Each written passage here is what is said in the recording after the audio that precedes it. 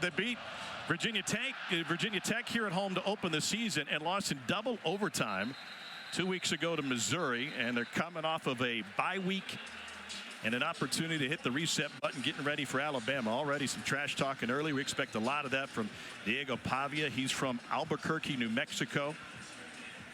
Had 0 FBS offers coming out of Volcano Vista High School, so he ended up going the JUCO route for a couple of years. Started there as a third stringer, then earned the job at New Mexico State and was magnificent. And now guiding this pistol option offense led by offensive coordinator Tim Beck. This is a run-heavy offense for this Vanderbilt team. And they keep it on the ground on first down and maybe 3 yards. Call it 2+ for Cedric Alexander. Nice job inside, Tim Keenan. Staying in your rush lane is going to be important, Tom. You mentioned it. A little bit of an option look. You're going to get veer looks. Kane Womack, defensive coordinator for Alabama, telling me before the game there's not going to be as much movement pre-snap. We're not going to stem as much as we did last week against Georgia. We want our cleats in the ground, understanding what our assignments are on every play. Eli Stowers and Cole Spence, the tight end, shipped to the other side. Remember, Stowers was a 4-star recruit as a quarterback at Texas A&M before going to New Mexico State last year. And they go with the jet sweep, and A.J. Newberry found a little bit of room and gets wrestled down at the 35 by Deontay Lawson. That'll be a Vanderbilt first down on its second play of the game. It's an excellent job by the Alabama defense late, sort of leveraging that ball back inside. Could have been an explosive play, but you see all the pre-snap movement that you're going to get. You get a shift and a trade to the opposite side of the line of scrimmage. Then you get the motion across. That eye candy, Tom, critical for this Alabama defense to be aware of, recognize, and play correctly today. Pavia is one of the best runners regardless of position in the SEC. He's 11th in the league in total rushing yards, and he gives it up again. And there's another room up the A-gap for Cedric Alexander. And that is a pickup of 7 on first down. Tom, I think he has star capability in this league. He's got a really nice jump cut. His vision has been improving specifically through the course of this year. He's explosive. Multiple times on film, you'll see him kind of disappear at the line of scrimmage. Then he just pops out or spins out and can bust it ahead for 10-8 yards. 5'9", 200-pounder out of Austin, Texas, is the best after contact in the SEC. They call it 2nd and 4. Out of the pistol for Pavia. And Pavia calls his own number but lost his footing trying to run behind the block of Eli Stowers. They'll bring up third down. Vandy threw the ball, Cole, a lot fourth quarter in double overtime against Missouri, even though they're a run-first team. How does their pass game match up with what they do in the run game? Well, Pavia's got a great arm. He can make the majority of the throws. He throws an accurate deep ball. Oftentimes, though, Tom, he's one of those young men that likes to ad-lib. He has last-second decisions that can get him in trouble, but this passing game is a legitimate threat down the field. That's the Johnny Manziel in him. 6 touchdowns, no picks, though, for Pavia so far this season. Third down 5. Play clock at 2, at 1. And he finds Alexander. Beautiful block on the edge from Stowers, and that's a first down. Pardon me, A.J. Newberry. And how about Eli Stowers trading in his quarterback position to run tight end? Gain of 14. You mentioned it, Tom. The Texas A&M quarterback, Eli Stowers at tight end. You're going to see him over here in your screen come in, throw just kind of a late block. We'll call it a pick or a wall off. And that allows first down yardage to the outside. Once again, the understanding of Diego Pavia in this offense, he knows where he wants to go with the football right away. If the defense doesn't rotate correctly, ball's going to come out of his hands, and it creates space. That's what Tim Beck would tell you. We want to create space. Nice job of it there on that play. Pavia ran this offense for Tim Beck at New Mexico State last year. Jared Kill was the head coach. He's now on the staff along with Beck here with Clark Lee. Empty backfield, and he hits his man on a slant. That's Quincy Skinner. And Skinner stays on his feet to fight for a few more. It turns into a 13-yard gain, and his helmet got ripped off at the end. No flag.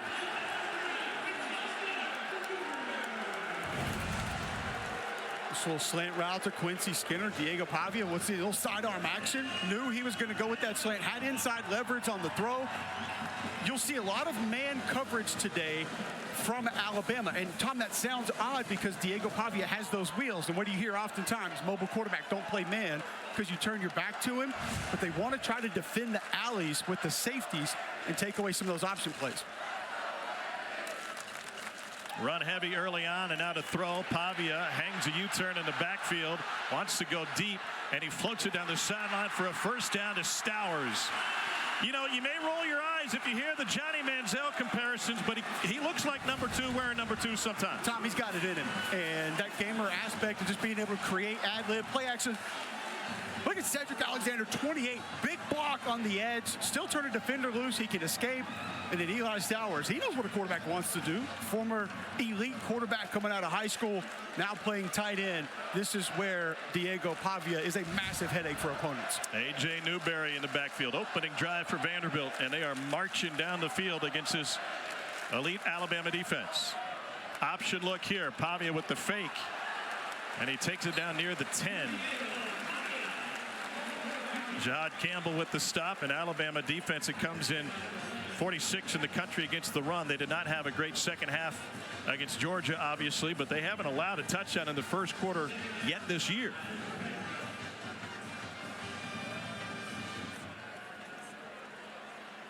And if Vandy can punctuate this drive with points, what a boost it would be for the upset-minded Commodores, who have never in 10 tries beat number 1 in program history. On 2nd and 5, straight ahead. Cedric Alexander maybe just a hair short. Malachi Moore came up from his safety spot for the stop. Tom, you'll see a play that looks exactly like that from this Vanderbilt offense today, and they'll run it 4 or 5 different ways. That time the tight end comes flat across the line of scrimmage, so it's a split zone look. You'll leave the tight end.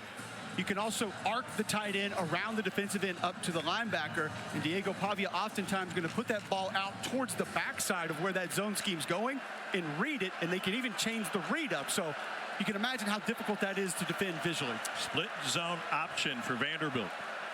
Alexander got a blocker in front of him off the left side, lowers his shoulder and powers to the goal line. He's in, and Vandy draws first blood on a 7-yard Cedric Alexander score.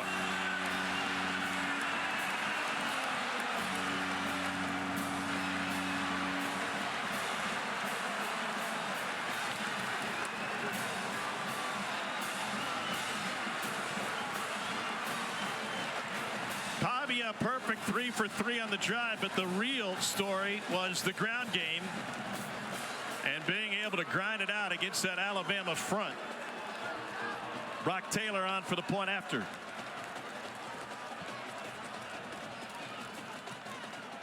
And if Bama hits snooze, the wake-up call is the opening drive for Vandy. 10 plays, 75 yards, 6:14 off the clock. Here's your fullback right here, Gabe Fisher, early season candidate for the Lowman Trophy. PFT would be excited. Boom. And then Cedric Alexander churning the legs into the end zone for the Commodores.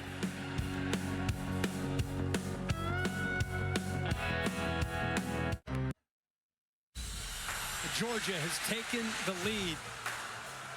So here comes Jalen Milroe. He's got to engineer a drive. And the catch is made. Still spinning free. Touchdown Alabama. They answer in one play. Launches for the end zone. Intercepted. Xavier Brown, the freshman. Roll Tide. Couple of youngsters taking center stage for Bama Saturday night at Bryant-Denny. Xavier Brown, the interception for the freshman, and the coming out party for Ryan Williams, who's been stupendous all season long, but finally getting a lot of attention because it came against Georgia with, I don't know, the entire college football world watching. That helps when you make 2 of the most ridiculous plays that we've seen in the last 8 or 10 years of college football also. No need to get into the age. I think we all know that by now. How old is he? 18 in February. Brock Taylor to kick it off. Emmanuel Henderson will watch this line drive sidewinder go over his head. And don't forget about Jalen Milroe. He was absolutely fantastic against the Dogs. 27 of 33, the first player to go over 300 in the air, 200 on the ground, and run a pair in against an AP top 5 opponent. That is first player ever to put up a stat line like that. And he was in total command of that offense, Tom. People think that the play calling maybe slowed down in the second half. Just a couple of tiny bits of execution that didn't take place late for that Alabama offense. It was there. Play calling was solid. And Jalen Milroe played outstanding. Jam Miller is the tailback off of Milroe's right hip. And Bama will keep it on the ground on first down. Try to answer the opening drive from Vandy. Corday Sidner with the stop on Miller after gain of 4. Well, I tell you, watch the middle surge of that Alabama offensive line on that play. If Vanderbilt was going to play off, play deep, give up the underneath stuff like they did against Missouri 2 weeks ago, this Alabama offense wants to go right at them. And that was a pretty good indicator they're going to have success with it today on that first snap. Williams flips sides. He's inside the numbers at the top. Milroe goes the opposite way, but it's batted down at the line of scrimmage. It's Brandon Fontenette, sophomore out of Freeport, Texas, with the big knockdown, and Vandy's got Alabama in a 3rd and 6.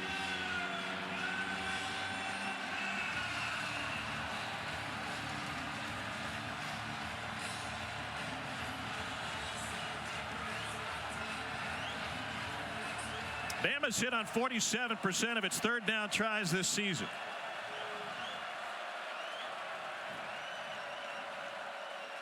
Some mustard on that snap. Milroe near side, batted up, and it is intercepted. Fontenette to the corner. He's in, and Vandy's got a 2-score lead on a 28-yard interception return by Brandon Fontenette.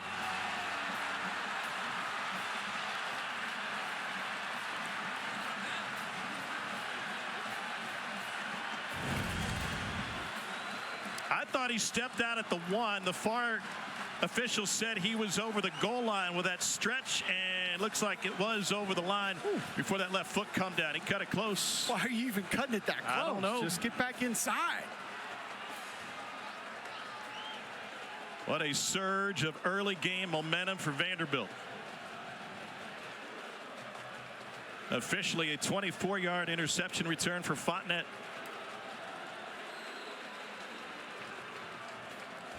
This has not been a terribly opportunistic Vanderbilt defense when it comes to the takeaways. But have they sent a message here in the opening minutes, and a doink knocks it off to the right, and a miss from the kicking game. But Vanderbilt up 13-0. Ball tipped up. Brandon Fontenette brought into this defense because they needed more dog in them. He gets the doors on the board again in Nashville. Fly down to see the island. She ain't even bring a wallet. They don't get it, but I got it. SEC Network football. Tuscaloosa. And they haven't won against Alabama here in Nashville since 1976. Watson Brown was quarterback that day for the Commodores. No return. Let's take a look at today's Fubo TV keys to the game. This Milroe pick. Jalen Milroe is going to get a tip ball, and you'll see just kind of zone coverage is what Vanderbilt's going to show on the back end. Clark Lee knows he's going to have to mix it up, show some different things. So a little bit of cloud coverage here, but it's going to turn into man coverage once the routes begin to break off. A little pressure off the right side. There you see the man coverage begin to lock up, and it's just an excellent play by DeRicky Wright, safety, who has played a ton of football here at Vanderbilt, getting that ball up in the air, and then obviously Randone taking it in for the pick. DeRicky Wright out of Gadsden, Alabama, was originally an Alabama commit. Then he flipped to Ole Miss, and he ended up at Vandy. Here's Justice Haynes, and he is bottled up and goes down for a loss of 1. Brian Longwell in on the stop for the Doors. Back to DeRicky Wright quickly, Tom. Somebody you're never going to cheer against. You always want to see good things happen for. Lost his mom a couple of years ago, has kind of taken care of his siblings since he's been in school here at Nashville. Just an incredible young man making an incredible play early in this game. His mom was just 32 years old when she passed away due to a brain aneurysm. And now helping raise his 3 sisters. Milroe over the middle finds C.J. Dupree. He's got a lot of green. And he takes it into Vandy territory before Longwell catches up to him after 47 yards. Boy, I love Nick Sheridan coming right back, letting Jalen Milroe go down the field again to his tight end, C.J. Dupree. So valuable to this football team. You wouldn't think he was a 500-pound bencher the way that he's running down the field there, but this tight end group helps a lot of things go for the Alabama offense. Nice throw and catch there. Both Miller and Haynes in the backfield with Milroe. And Bama gives it to Haynes.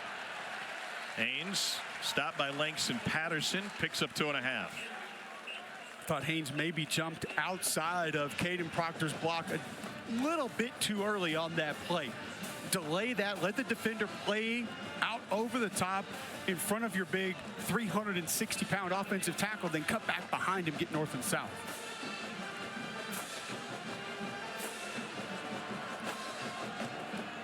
Miller behind Milroe now. A check to the sideline and another check. Bama wanted to be very careful with its tempo in this game this afternoon, needing to mix it up. This one to 1 on the play clock. And Miller off the left side, stopped by Longwell, who's been in on a couple of big plays for Vandy already. And that'll bring up an Alabama 3rd down. Tom, I wonder if that may have been another bust by the right guard, kind of blocking back to the right, not going with the zone to the left and climbing up to that backside linebacker. Had a free runner at the football there. Front side was handled perfectly by Parker Brailsford and Tyler Booker. That's the right guard, Jaden Roberts. We'll see a couple of guys in it. That right guard spot today, including Gino Vandermark off the bench at some point. 3rd down 6. Vandy drops into coverage and wide open. Dupree again. He took a lick. And Dupree, after a 17-yard gain, pardon me, Josh Cuevas, after the 17-yard gain, is shaken up. Colby Taylor absolutely unloaded on him. Cuevas, a transfer in from Washington. Started his college career at Cal Poly back in 2021, where he was 3rd team Big Sky, and he continues the evolution of his game after playing in the college football playoff last year. Colby Taylor did not hold back. He did not, and it's a great read from Jalen Milroe, knowing that safety rotation was going to allow Cuevas to fit right in under zone coverage. Nice throw, and just boom. Colby Taylor, the Wyoming transfer, delivers a blow. So Cuevas walks off with the athletic training staff after Kalen DeBoer came out to check on him. You see Cuevas there, Tom. We talked about C.J. Dupree. Now you get Robbie Utes back on the field as well. It's one of the more underrated groups on this football team. And try to lean on a couple of the bigger boys on the left side of this offensive line now and shove this ball into the end zone. Caden Proctor and Tyler Booker, 2 of the best in the country. Jim Miller at tailback. Pressure up the middle. Milroe keeps it, and he gets wrestled to the ground after a couple to Ricky Wright. In on the stop for Vandy. What a start he has had. Now 2nd and goal. Boy, Tom, DeRicky Wright was the opposite field safety on this play, but because of the pressure that comes up the middle, he's got to fill over the top. So he comes all the way across the line of scrimmage and attacks one of the better runners in this conference, is able to get him to the ground. That's an excellent play by the veteran safety. Bama hustles to the line. 2nd and goal. A hole on the left side, and a step through for Jan Miller, and Alabama's on the board on an 8-yard touchdown run.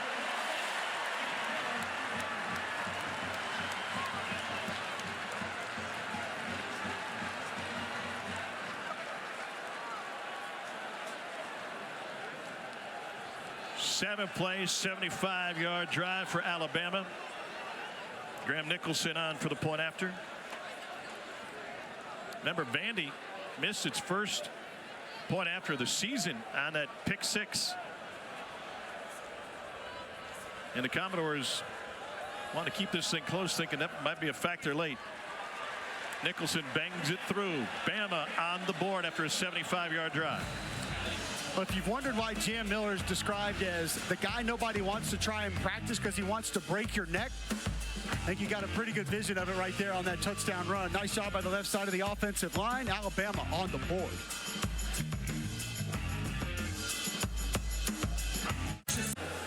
Vanderbilt has a missed extra point. That's the only thing that's gone wrong for him so far in this start. Bama fans have showed up to pile into this stadium that, due to construction, seats only 28,934, and yeah, most of them are in crimson, as you might expect.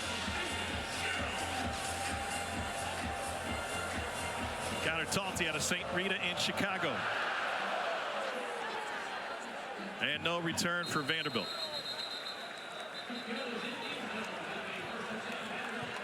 Great visit with Diego Pavia yesterday. You can feel the confidence that comes off this young man, and he's got a volcanic personality too. So far that has worked for Vanderbilt over the course of this season. Finally leading them to some points. Last three meetings against Alabama, 3 points total, already 13 on the board, including a pick six. I think he's brought an edge, Tom, to this team, and maybe a little bit of belief that you can go out there and get things done if you can kind of just want to will your way to him every now and then. First down, Pavia hands it off.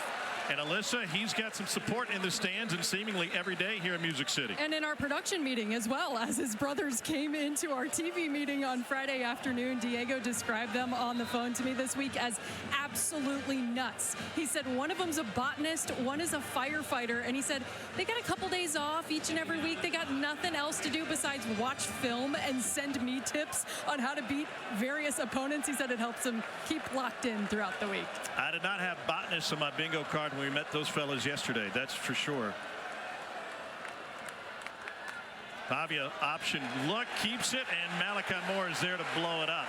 Cole, we've talked a lot about the iPads that are available to teams this year on the sideline, and facing an offense like the Vanderbilt runs for the first time. I would imagine at that first possession, a lot of work was done with Kane Womack and that iPad on the sideline. I spoke to secondary coach Maurice Lindquist just about that before the game on the field. I said, how big have the iPads been for you? He said, oh, game changer.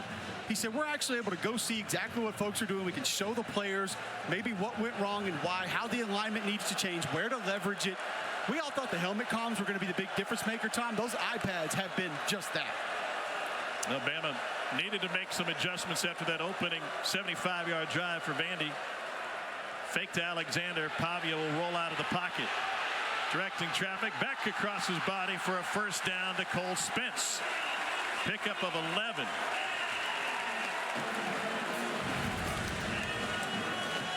This is Diego Pavia in a nutshell. Just rolling right, keeping the play alive, eyes downfield. And Cole Spence has been super solid for this Vanderbilt football team. In line as a blocker. He gives you some physicality. He can stretch the field. And obviously on the same page with his quarterback on that last play. Also start a campfire. The Eagle Scout has just his third catch of the season. I would hope he can do more than a campfire as an Eagle Scout. Well, we're going to start low. We don't need a campfire today. It's about 1 billion degrees on that turf. Estimate. Off the right side, Cedric Alexander. Meeting with this Vanderbilt staff yesterday, including offensive coordinator Tim Beck. They said, we've got to find a way to get the ball in Cedric's hands a little bit more. He's just dynamic, and he doesn't look like a big bruiser of a back, but one of my favorite things that he does, Tom, is pass protection. I mean, he will stick his face right there into your chin strap and try to unbuckle you. Physicality, not a concern. He's loose, got good breakaway speed. Just needs more opportunity. Was the best freshman rusher in the SEC by yardage last year. Named to the SEC freshman team. Main coverage on the outside. And the give to Alexander. Stopped by Jihad Campbell. And this is going to lead 3rd and long. It'll be 3rd and 7, give or take. And I was interested how that matchup would go, Tom, because you were there yesterday. Diego Pavia told us, we're going to get man coverage on the outside. We're going to take our shots. And Kane Womack told me before the game, we have to play a lot of man. It's just what we need to do to defend the alleys. Plays like we just saw there correctly with our alley defenders. Safeties, that Husky position, they want to come down and take those plays away. So you'll get those shots on the outside. Commodores have started this game 3 for 3 on 3rd down.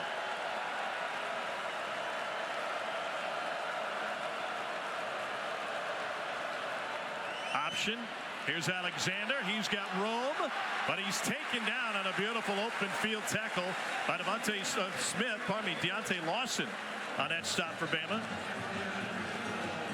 You watch this play, Tom, and you wouldn't think that last year Deontay Lawson played at about 15, 17 pounds lighter than he's playing this year. Yes, he's heavier this year. The speed to be able to get to the perimeter and get the ball carrier down. I thought it was the number change. I was like, man, he's sleeker. He's lighter. Because 0 looks a little bit leaner. Really? He's actually 15 pounds heavier. I should be wearing 0 more often. Jesse Mirko, the Aussie, punched it away. Fair catch taken at about the 10. Let's find out what's going on in the league. To the studio, Dari Noka. All righty, Tom. Thank you much. How about a little expert moves presented by Principal and Jackson Dart to Trey Harris. Trey Harris full of expert moves down that sideline, breaking a tackle, working his way inside the 5. And Ole Miss right now leading South Carolina 17-3, jumping on him early at Williams-Brice. All right, Dari, thanks. There was a flag on that play. Lee Hedrick. Illegal numbering on the receiving team. There were 2 number 2s in the game. That 5-yard penalty will result in a first down. That is a massive mistake. 2 of these teams are heavily penalized, and this one is Vanderbilt to continue its second offensive possession. 2 number 2s in there. Xavier Brown and Ryan Williams. Where's the other number 2? A couple of freshmen out there. The 2 stars from last week's game against Georgia. Don't know why the substitution possibly came on punt return there, but either way, going to give Vanderbilt another opportunity. Vandy rotating in some fresh bodies, including Monty Jones at tailback.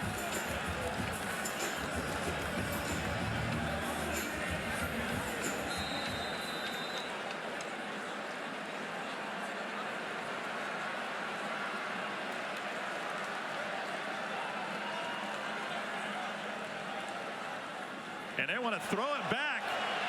Little run to the perimeter now, and a lob downfield is taken down but out of bounds. That was Nate Johnson, the second string quarterback.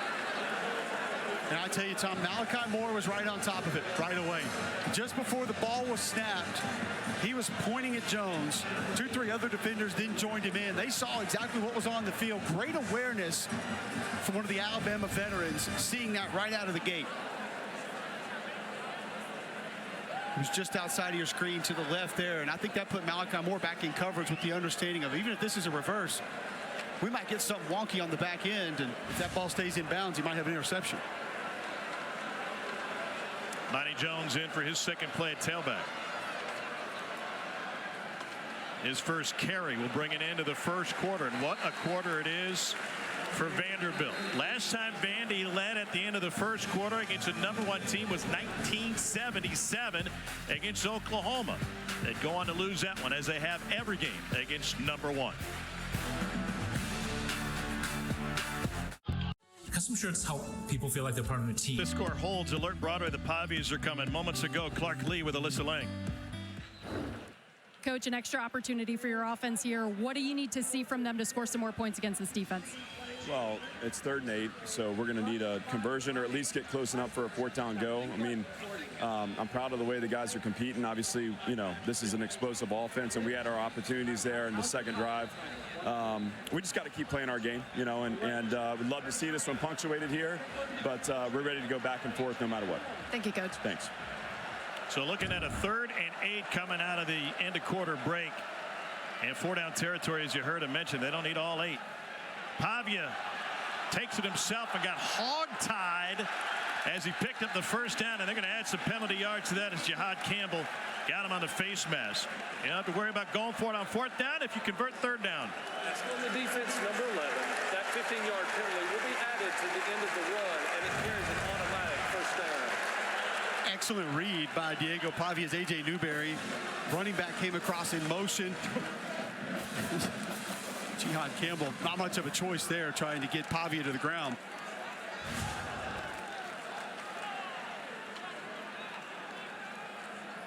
Vandy scored on its opening possession, then got a pick 6. And they have dominated time of possession after winning the toss and taking the opening kickoff. Cedric Alexander at tailback. Alexander, nowhere to go. Spun around and gets spun down for a loss. Pavia is no stranger to upsets. As a starting quarterback, he's got 2 wins as a 21-point-plus underdog. At Auburn last year and at Liberty in 22, both times with New Mexico State. It's tied for the most by any starting quarterback over the last 20 seasons. And it really is the perfect mix, Tom. It's an offense that is designed to take what the defense gives you, create space, and he runs it extremely well, yet he adds that playmaker component on top of that to be able to give you explosives. Originated as a split back veer at Pittsburgh State in the MIAA under Tim Beck. Pavia gets taken down again. Lucky to stay on his feet to get a yard. James Smith. The pocket just collapsed on Pavia. That pump fake, Tom, reminded us yesterday of linebacker Brian Longwell telling us the moment he knew Pavia was the real deal, that gave a pump fake to a defensive end in practice, and as he jumped up off the air, the entire sideline heard him say, "Dummy," and then runs past him because he got him to bite on the fake. Trash talking your own team in practice on a pump fake. 12th play of the drive for Vanderbilt. Pavia got hit, and it's batted at the line of scrimmage, but the hit will draw a flag. Q Robinson rocked Pavia just as he was releasing it.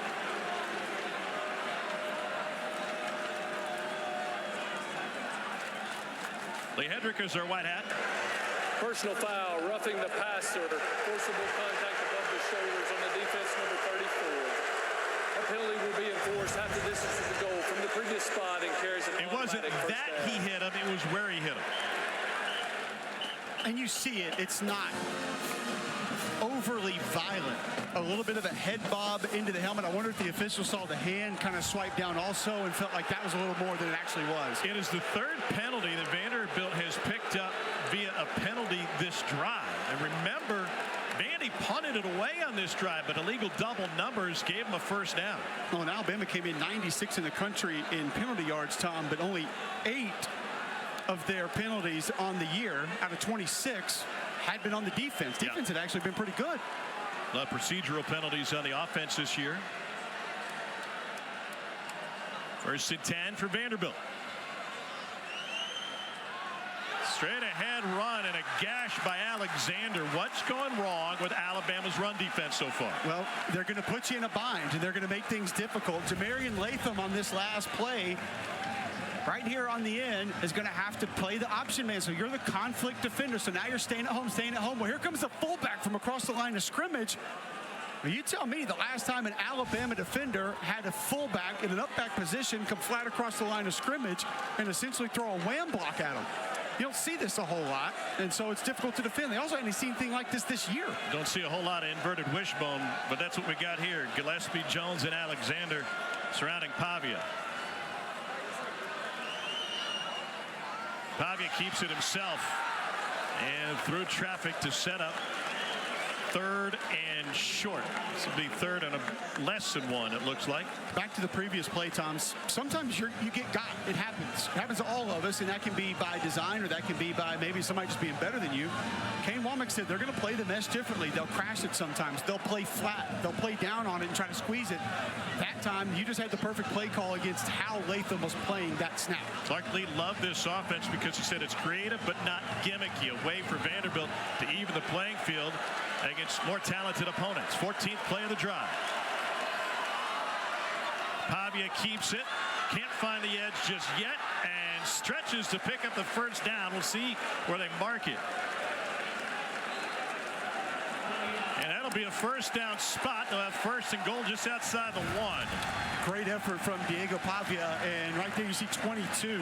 LT Overton. Really nice job forcing Pavia almost all the way to the sideline, allowed to get north and south just late enough to pick up first down yardage. It almost looked like that old Indiana play when Kalen DeBoer was the OC and Michael Penix stretched out to hit the pylon. Absolutely.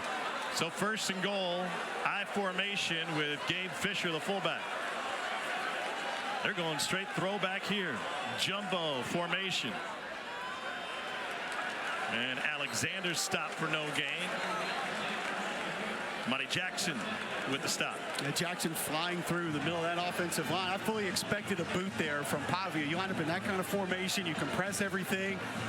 Your brain, my brain, everybody's brain immediately goes to, all right, power football here. Let Pavia boot that thing out and try to go to that pylon again. Dangerous game to assume what my brain is doing any day of the week, Cole, but I appreciate you playing. Second and goal here. What would you run if you're Pavia? I want to get Pavia with some sort of an option to the wide side of the field. That could be bringing some sort of a waggle, drag route with him. Could be just a flatline speed option. Kalen DeBoer wants a timeout now. Yeah, they were running a guy off late. Vanderbilt sending shockwaves throughout college football here in the first half. 13-7 Doors.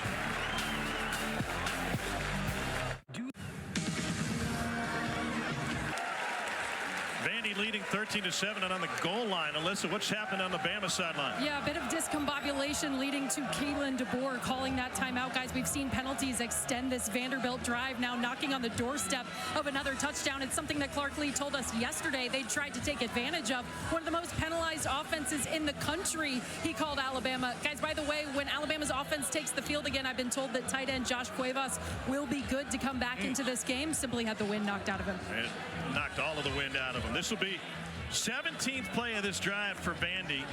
And to Alyssa's point and Kalen DeBoer's consternation, 3 first downs by penalty in this drive for Vanderbilt.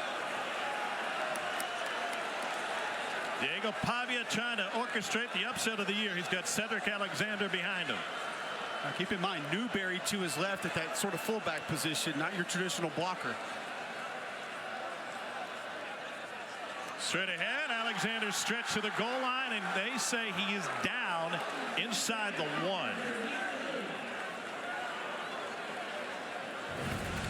Here's another look.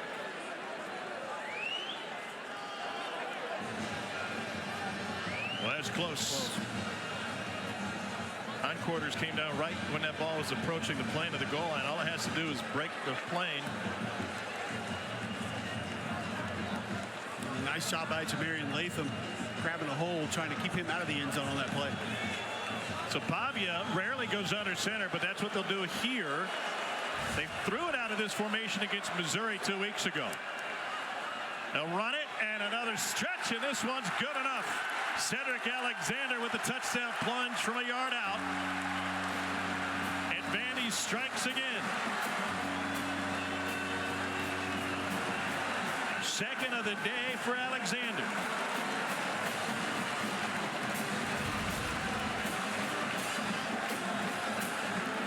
Power play off the right side. You see Stephen Lasoya pulling around the normal center move to left guard. Gets a little bit of a kick out. And Alexander, great job keeping those knees off the turf before the ball crosses the plane. That was the exclamation point on a 17-play, 75-yard drive that chewed up 9 minutes and 50 seconds. Brock Taylor missed his point after last time. His first extra point miss of the year. That one's good. This is a key play that extended the drive. 2 freshmen wearing number 2 were on the field at the same time when Vandy punted away on its 4th down. And then the face mask gave another penalty first down, and a roughing the passer on a shot to above the head and neck area contributed another automatic first down. For that touchdown plunge. By the way, Alabama had allowed a total of 16 first half points prior to today. I don't want to simplify things, but is it fair to say that Vandy's out physically Alabama, if I can make up a word? I think Vandy physically has showed up to the game. Overpowering Alabama, no, I don't know if I would necessarily go there. Here's the thing, Tom, it can look like a team is more physical than you or outpowering you or pushing you around when you're indecisive. And a lot of times this offense will steal your eyes. It'll put you in concrete cleats, so to speak. And when you're thinking about that, but you're not moving the way that you're supposed to, not playing fast, it can look like somebody's pushing you around. Well, in a series of dates in 1903, we could have the thriller of all thrillers between Bama and Vandy. Here's Henderson. Lost the football. Vandy tried to corral it, and it's like grabbing a greased pig. Vandy's got the football at the 15, and the Commodores, outnumbered in their own stadium, have the momentum on the west end. Brian Longwell hauled it in. Another mistake by number 1.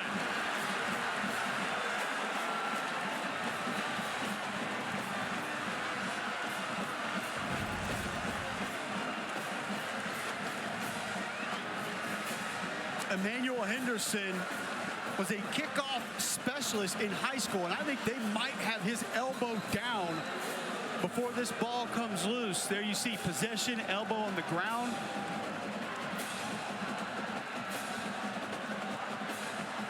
He had over 1,000 kick return yards in high school as a freshman, 6 kick return touchdowns. Was that bar loose before? Was it oscillating at all before the elbow hit? Looks like possession there, and then there's the elbow down. My eyes say he had possession of that football when his elbow hit the turf. Kevin Holmes is our replay official today. What a break this would be for Alabama to retain possession. What a break for Alabama to retain possession. Break for Vanderbilt if they were to somehow not have this overturned. Rule the fumble on the field, and obviously a Vanderbilt recovery. Feels like a lot of the momentum with this Vanderbilt football team right now. And you mentioned outnumbered in their own stadium, Tom. You and I have done games here where Vanderbilt quarterbacks have gone silent count. After video review, video evidence shows that the runner's elbow was down with possession of the ball. The receiving team will remain possession. It will be 1st and 10 from the 14-yard line. Speaking of the crowd split, it's hard for us to see because we only see one side of the stadium, but I don't think it's a stretch to say 75% Crimson. I probably would have gone a little higher than that. Yes, Vanderbilt student section showed up. There are a lot of Alabama fans here. Hey, if Cal can show up for game day, then Vandy students can show up for a football game, right?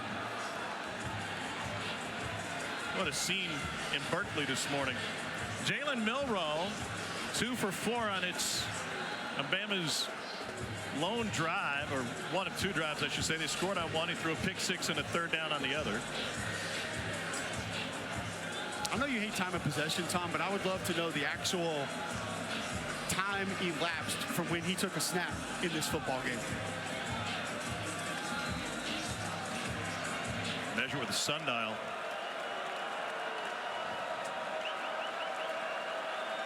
Cuevas and Dupree, the tight ends on the right side.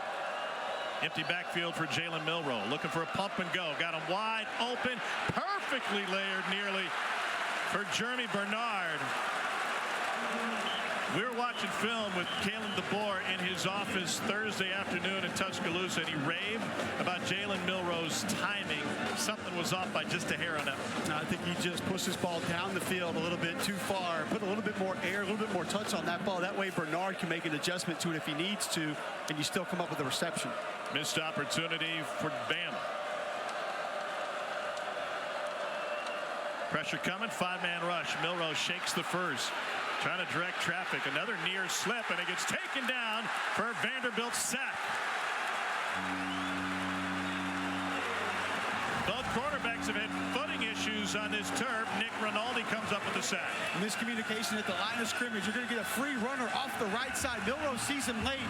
I don't know if Ryan Williams in the picture or not. Don't see him, but he was wide open down the Alabama sideline. Jalen Milroe just not enough time to get that football off. The Vanderbilt pressure gets home. They're down 14. 5-man rush again. Milroe uncorks it for a first down to Ryan Williams. Coming off of an Alabama freshman record, 177 last week against Georgia. That equates to 29 yards per catch. Well, he is special in a lot of different ways for this Alabama offense. Good protection for Jalen Milroe. Nice pocket.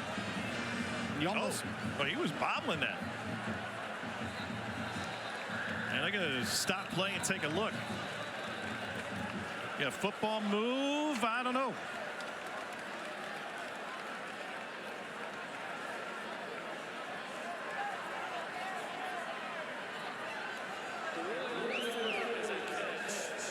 It just kind of squirted out of his hand.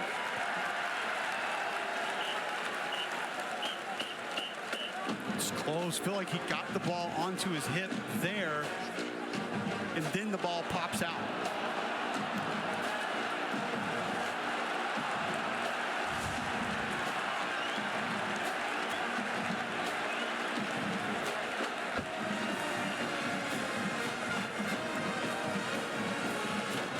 With a 20-7 lead as they sort out whether or not this was a catch. We're going to pay some bills back to the West End in a moment.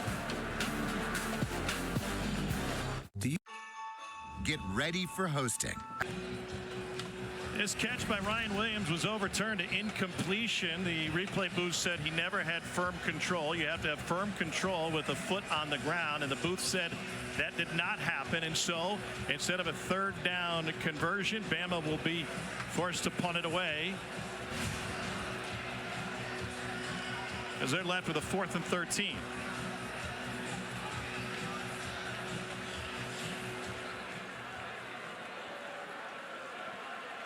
Jalen Milroe 2 for 6 through the air to start this game.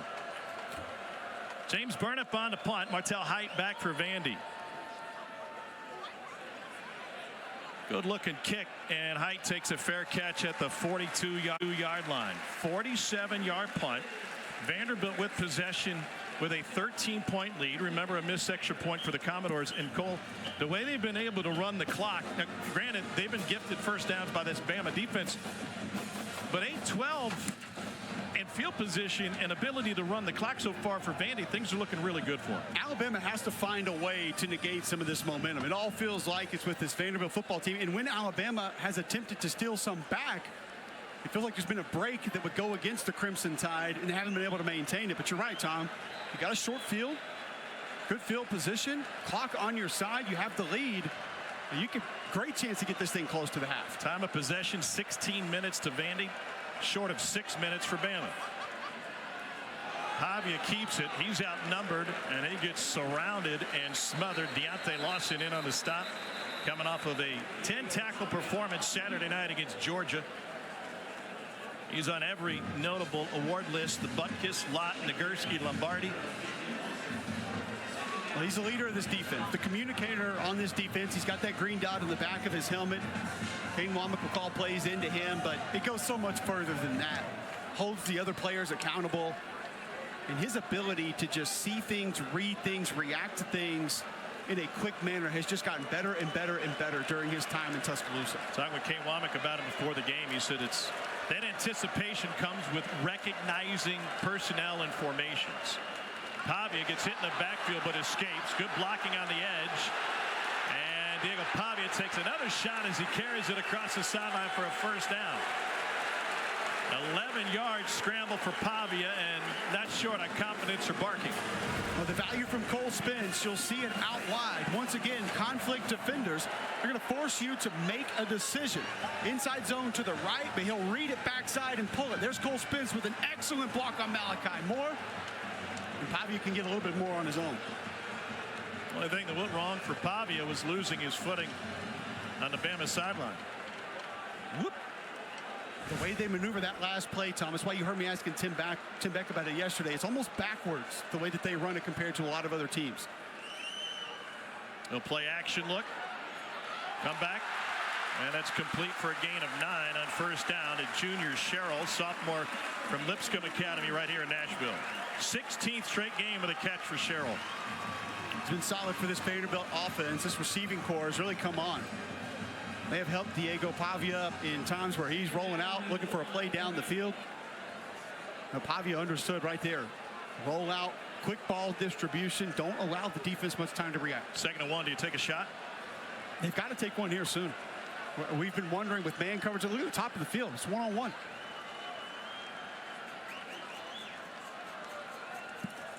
They keep it on the ground, and there's a huge hole for A.J. Newberry.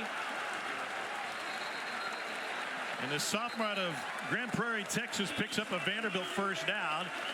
And the bleeding of the clock continues for the Commodores. That's 68 here. Stephen Lasoya at left guard. Not just impressive on the block. Catch him in a slant, but then also a nice job by Xavier Castillo of folding back and walling off the other slanting defender that should have been playing flat down the line of scrimmage. There you see Castillo in your screen, walling it off. But Lasoya moved from center to guard. Not always an easy transition, and having an excellent day this afternoon. And Xavier Castillo takes over the ball. That's 361 pounds at center. Newberry picks up maybe one. Quay Rousseau in for the stop. Quay Rousseau is the young man that really pops on the film. His ability just flashes. Saw the fumble forced against Georgia a week ago. Saw him in game one. I thought to myself, okay, Ford's going to be that edge guy that Bama needs. There's 4 or 5 of them that we thought were going to battle it out in camp. He looks like the one that could step out. A little bit dinged up. But boy, Tom, I think he could be a real impact player for this Alabama defense this fall. This run-heavy offense has had success on the ground. And just looking ahead a couple of plays, their kicker, Brock Taylor, did miss an extra point, but he's got a strong leg. Hit a couple big ones against Missouri. Pavia throws it down the sideline, and the catch made with a foot out of bounds, incomplete to junior Sherrill, who was absolutely blanketed. First incompletion for Pavia today. He is 5 for 6. If I told you Jihad Campbell ran 21.6 miles an hour, you wouldn't believe me until you saw a play like that. One of the fastest players on this football team at linebacker, who, by the way, is about 10 pounds heavier than he was a season ago, probably mainly due to mom's spaghetti. Cameron Johnson is entered, number 84. You split him out 4 wide with Alexander in the backfield. That was awkward, and movement on the right side of the line. Fitz, number 68. That's a 5-yard penalty, and it remains third down. They get Lasoya for it. That is the first flag against Vanderbilt so far this afternoon.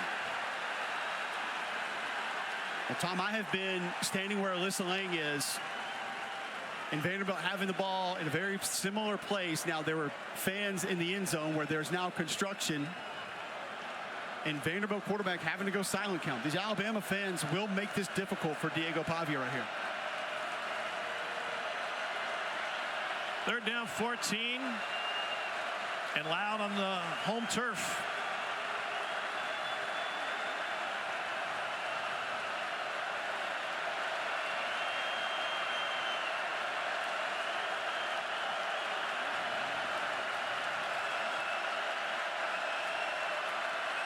Pressure coming up the middle. Pavia goes down the sideline. Man coverage. It is incomplete. Skinner, the intended receiver, Jackson, was all over him.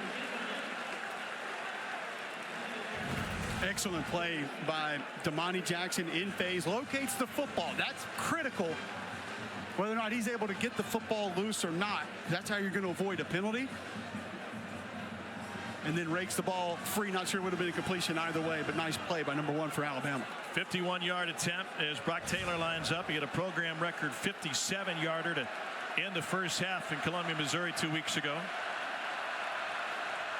Andy fell in double overtime to then 7th-ranked Mizzou. Taylor's got the distance, and he splits the uprights. Vanderbilt leads Alabama 23-7. Clark Lee trying to make some history here in Nashville. Never before have they beaten number 1. If I was to describe this sandwich in one word. Alabama's largest deficit against an unranked team since October 2nd of 2004 when they lost 20-3 on the road at South Carolina. And it's the largest lead Vanderbilt has ever had against the number 1 team in the country.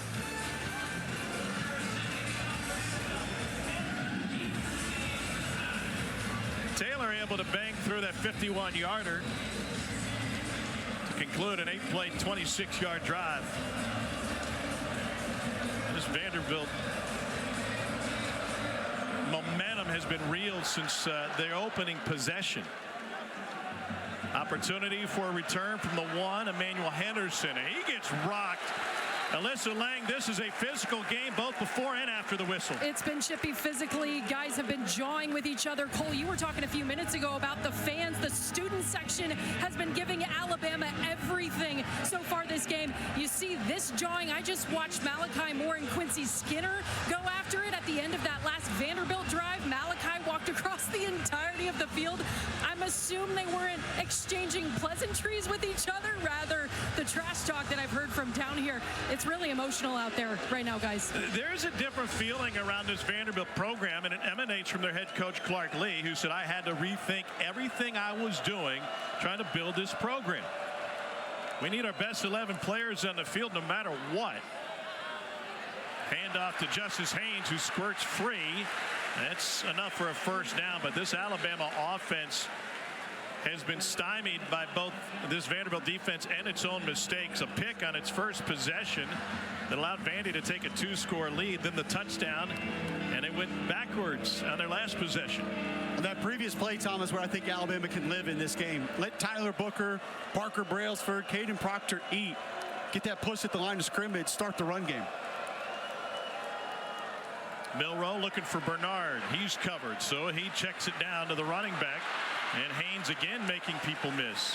Really interesting conversation that we had in the office of Alabama's Kalen DeBoer on Thursday afternoon after practice. A lot of times Milroe's first read starts with the running back, and that dictates where he's going to go after. It does. If they want to attack you underneath, his first read will be the running back many times. On 2nd and 2, Milroe kept it, and he goes down for a loss.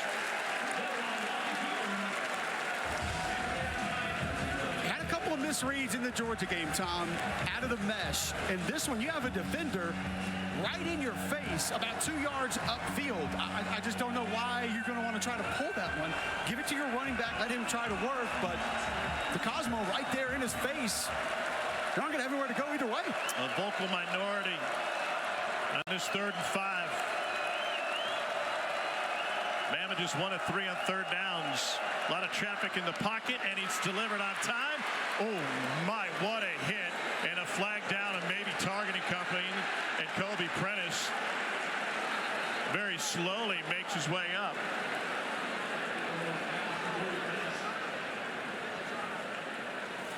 And he's got a wobbly walk-off to get back to the Alabama sideline. That was dangerous. And thankfully, that man right there, Jeff Allen, going to be able to take care of him. Absolutely one of the best in the business. Targeting on the defense, number 19. That plays under video review. Of note, Alabama is already without one starting wide receiver. That's Kendrick Law. On this play specifically, DeRicky Wright was flagged. They're going to immediately walk Prentice off back towards the visiting locker room. But Wright wasn't in on it. Martell Height was the first man there. Randon Fontenette was the second.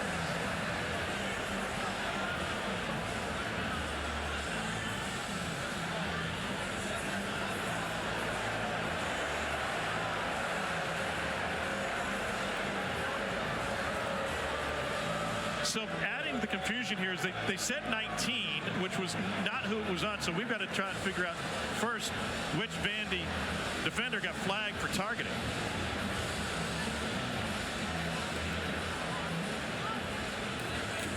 After review, there is no foul for targeting. Number 19 may remain in the game. The result of the play is a first down. What did you think on either one of those hits? I thought Fontenette did make contact with the top of his helmet, but that area has been compressed. It was hard to see from the replay exactly what part of his helmet made contact. Yeah, it's been minimized. It used to be from the top of the face mask all the way around. It's a smaller area. And his helmet did make contact with Kobe Prentice's helmet, but that's an example, Tom, of why I think you need to bring back a completely different foul. When players come in with their heads down like that, just go back and call it a spear and make it something totally different. It is a first down after the catch by Prentice, who's now back in the locker room, and a swing out to Justice Haynes, shoved out of bounds. Clock will stop with 2:09 remaining in the first half. We'll have another timeout. Pardon me, it runs at the spot, and now that'll take us to the 2-minute timeout. Alabama trailing Vanderbilt 23-7. Bama's only loss is number 1 to an unranked team 3 times ever. To A&M in 21, John Bond of Mississippi State in 80, and 1962 at Georgia Tech.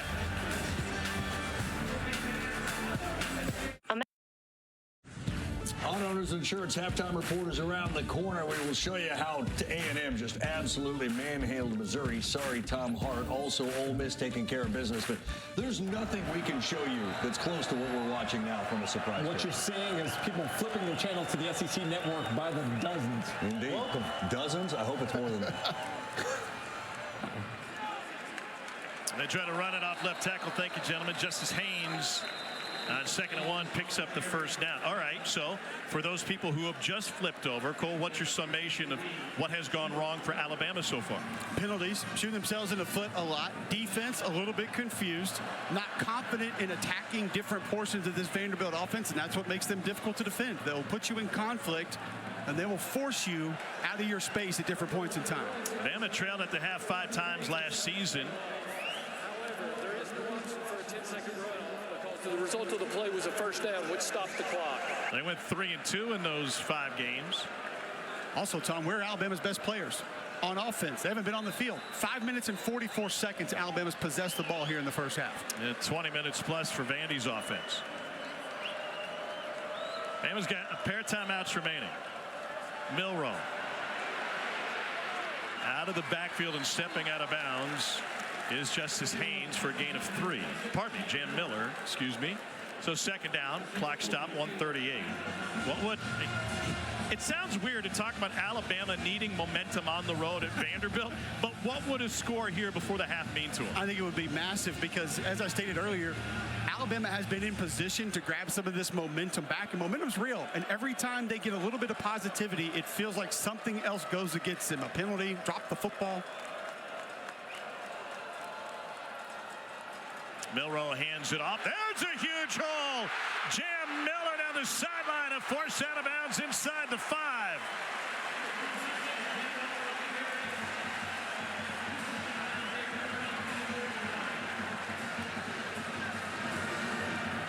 They mark him out at 3.5.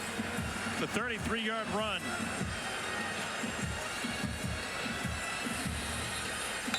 Timeout. Vandy's going to use a timeout. This is their first charge timeout of the half. This will be a 30-second timeout.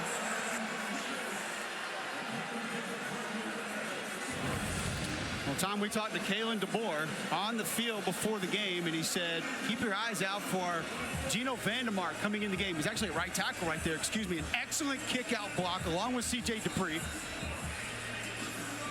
to be able to get that power play off the left side. There you see it right there. He said, listen, Vandermark's going to see the field today. We're going to get him in early on, and it's nothing that anybody has done wrong. He's just had a great run in practice recently. Michigan State transfer from Lodi, New Jersey. 1st and goal, Bama. It's outside the 3.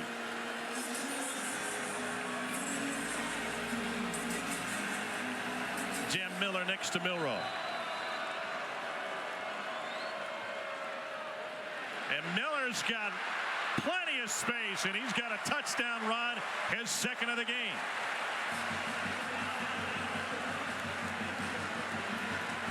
Jalen Milroe knew that was a touchdown as soon as he let go of the football.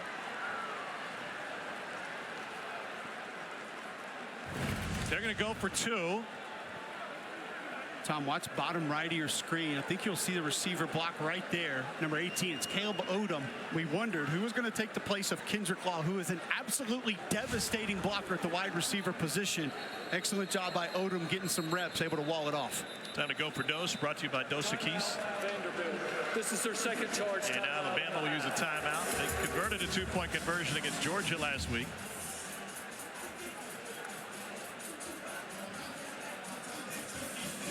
Down 10 to make it an 8-point deficit against Clark Lee and Vanderbilt. Nobody loves blocks more than Cole Kubelik. Oh, and Jamarcus Shepard told me, I want Caleb Odom to get some reps in this game, especially with Kendrick Law out. That's all it takes right there. I'm not going to put that on the same level with what Kendrick Law's been doing this year, driving guys 30, 40 yards down the field. But you did your job. You're able to wall off that pursuit for your running back to be able to get to the end zone. Excellent job. Diego Pavia staying loose. He's 5 for 7 in this first half. What do you like here for Bama going for 2? Oh, pardon me, they bring the kicker out, so never mind. Graham Nicholson will kick it away.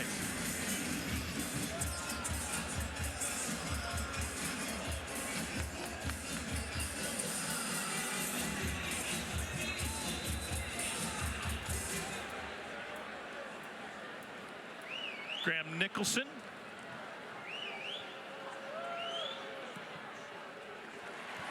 And we've got a 9-point Vanderbilt lead. Really interesting conversation with Clark Lee in his office yesterday. He said, listen, I'm tired of losing. I've got to do this a little bit differently, and I've got to build it differently.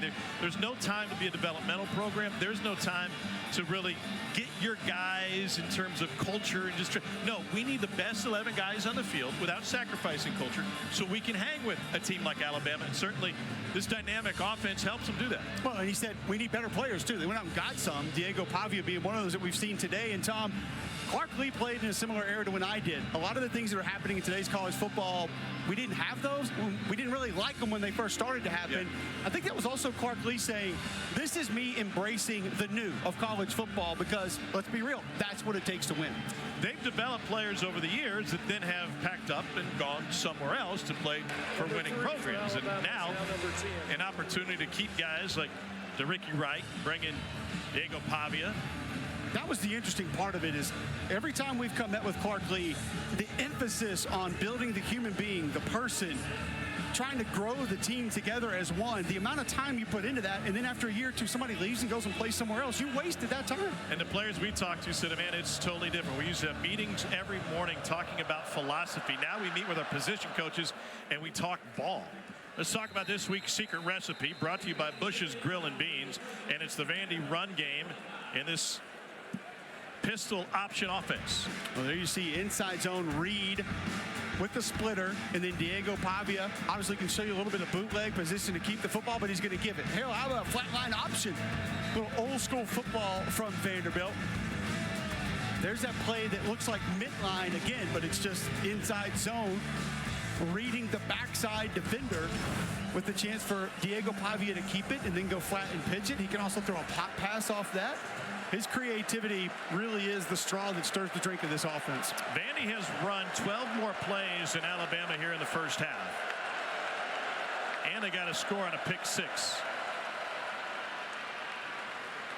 Made up the middle and a gain of a hair over 2. Timeout taken by Alabama to stop the clock with 1:19.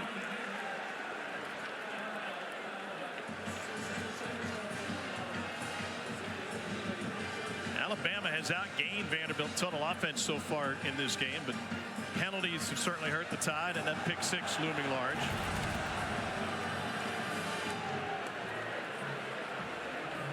Oh, we got all sorts of throws going on by LT Overton.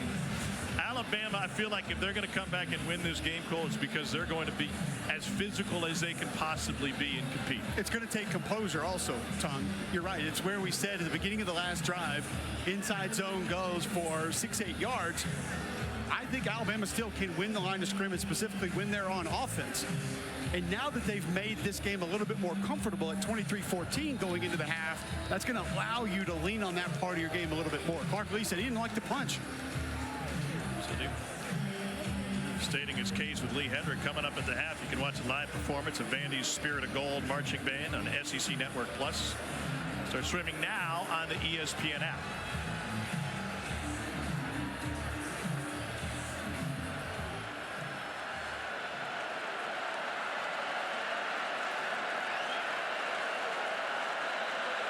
Second and 8 for Diego Pavia, last year's Conference USA Player of the Year with New Mexico State.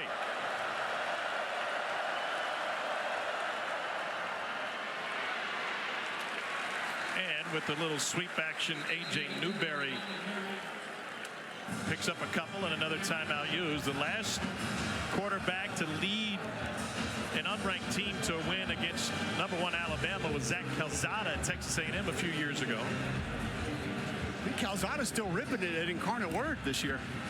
Why not? Just keep playing. They're not going to kick you out. 3rd and 5. Bama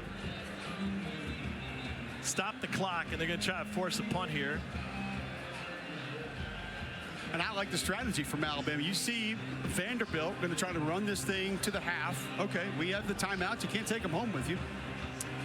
You know, this Vandy offense, Tim Beck is the offensive coordinator in his first year since coming from New Mexico State.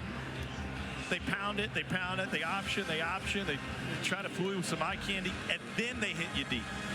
And that's usually where those deep shots come, whether Pavia is in the pocket or not. Jan Sabb is the safety for Bama. He's standing with his heels on the 45 and now backing up further. Manny has been sensational on 3rd down this afternoon. Empty backfield for Pavia. Now he'll get some company. An option for Newberry. No, they shovel it inside. What a play. Eli Stowers with a first down run. And finally forced out of bounds inside the 40. It's a gain of 31 on the shovel pass to Stowers. What a play design. You get motion to bring flatline option. Defender flies upfield, and that just allows Diego Pavia to push that ball right back underneath. It was LT Overton that attacked the quarterback. And remember, Kane Womack told us, we will play the mesh differently. We have to have a variety with how we defend it. I imagine Tim Beck saw that, noticed it, and he's been waiting to try and slide that shovel pass in. Doors have one timeout in their pocket, 1:06 to play. They got a kicker with a big leg on a 57-yarder. His last game play. Deep ball, man coverage on the sideline. Incomplete. Zaven Brown, the freshman, that time on Junior Sherrill. Well, everybody knows about the interception last week to close the game out, but Zaven Brown has been on the path to be ready to go since he was taking recruiting trips to Alabama. He didn't want to do the photo shoots. He didn't want all the memorabilia, the national championship trophy and the belts. He just wanted to come play football. And when he came on his recruiting trips, wanted to talk football. And he's been no nonsense since he arrived on campus. He was targeted 10 times in the Georgia game. That'd be one time too many.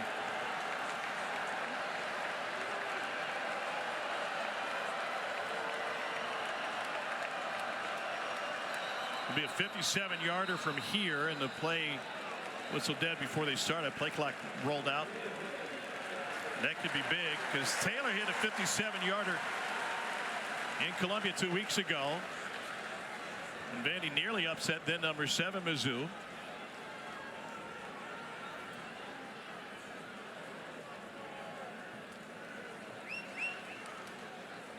So that is close to taking them out of field goal range. There's not much of a breeze on the field on this hot Saturday.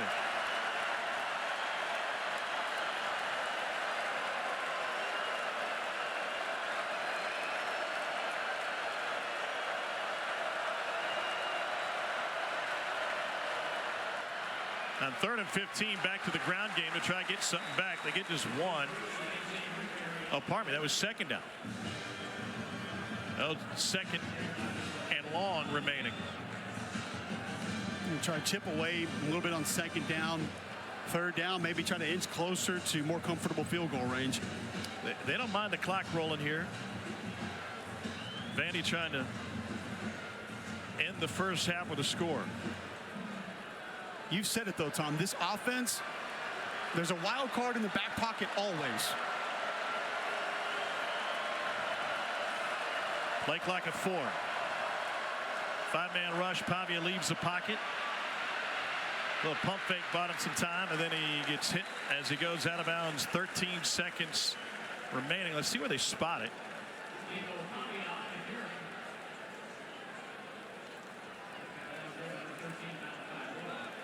And they're going to bring out Brock Taylor, try to bang this thing through from deep. Vandy has found momentum in a lot of different ways. Nope, they're going to punt it away. Pardon me, Taylor. Now they spot it. Okay, there's your holder. Taylor, 57-yarder against Missouri last week. Ryan Williams stands in the end zone to try and return. This would be a 60-yarder. Charge timeout of the half.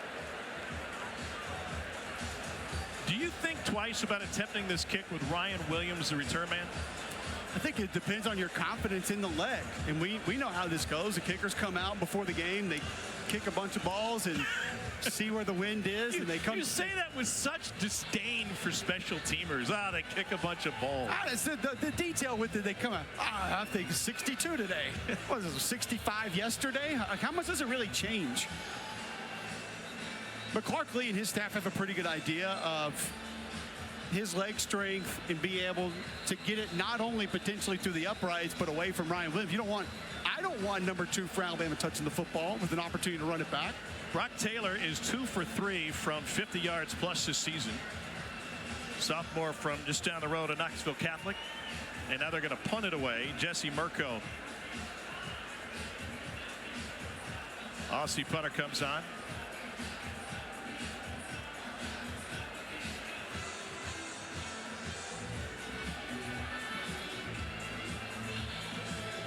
Cole Adams is back to receive for Alabama.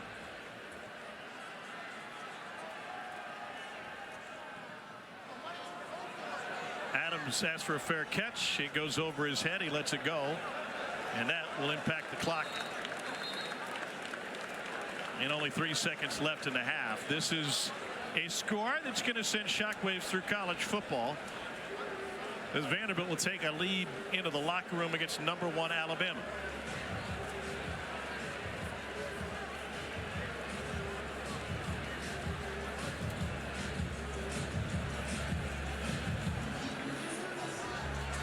Jalen Milroe in the first half has only been on the field for 8.5 minutes. He is 6 of 10 without a touchdown and 1 pick. The Heisman favorite coming into this game according to the odds makers. That has changed, and they will take a knee. Vanderbilt has the lead at halftime against the number 1 ranked team in the country. That hasn't happened since the Carter administration. They led Oklahoma 15-11 in 1977. The Commodores have never taken down the number 1 ranked team in the AP poll. Gets down the field. Alyssa Lang is standing by with Bama's Kalen DeBoer. Coach, offensively, how do you build off the momentum of that last touchdown you scored? Yeah, it was a good drive. We've had a couple of nice ones. Obviously, the turnover was really critical, and they're going to shorten the game, and it's going to be limited possessions. But we get the ball to start the third quarter, so we can close up here a little bit. Defensively, what adjustments do you have to make against this offense? Yeah, we got to take away the inside run first, so the rest of the stuff on the option game doesn't open up. Thank you, Coach. Good luck. Thank you. He is an even keel coach 99% of the time, but I'd pay to be in that locker room. 23-14 lead for Vandy against number 1 Bama. Let's get you to the studio. Plenty to talk about. It's the Auto Owners Insurance Halftime Report with Dari Noka, Chris Doring, and Benjamin Watson. Jim. All righty, Tom, thank you much. Yes, this is the focus of the nation. It feels like right about now what's happening in Nashville, as we do welcome you into the Auto Owners Insurance.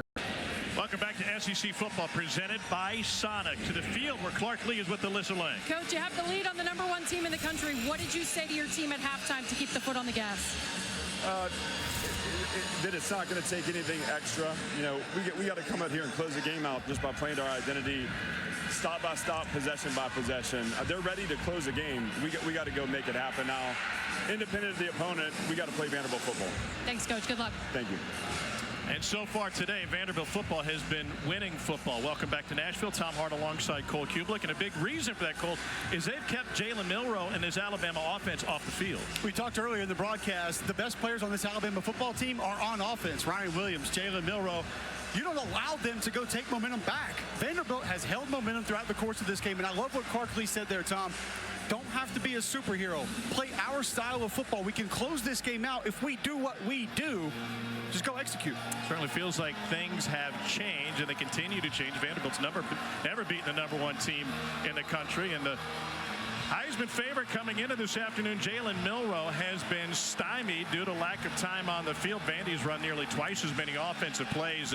Drives for Bama have been 3 plays, 7 plays, 3 plays, 9 plays before the kneel down at the end of the first half. Vanderbilt took the ball to start the game, and then they got a pick 6 on Alabama's first possession. So right off the bat with a missed extra point, it was 13-0.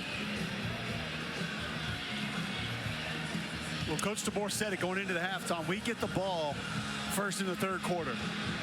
You want to put a drive together that can build some of that confidence, build a little bit of momentum back with your football team.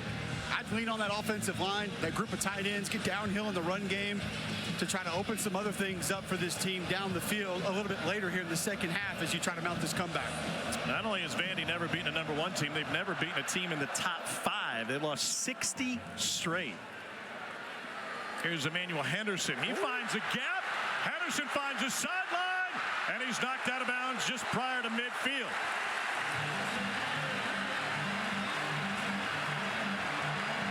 In fact, they'll spot it at the opposite 49, a 48-yard return, and Jalen Milroe has a little wiggle room now.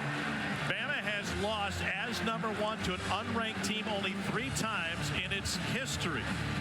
In College Station against A&M, in Jackson against Mississippi State, and on the road in Atlanta against Georgia Tech. I can't imagine at any of those games they had the crowd support like they do here, wearing their road whites in Nashville with a pro-Bama crowd on hand.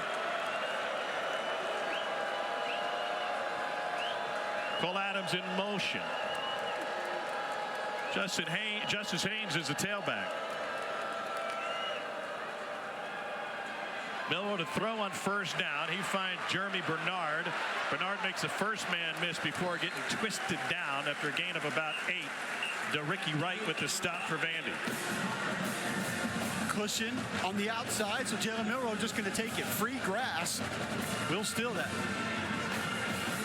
Of note, Alabama came into this game without one of its top receivers, Kendrick Law. And Kobe Prentice left in the second quarter after taking a shot to the head.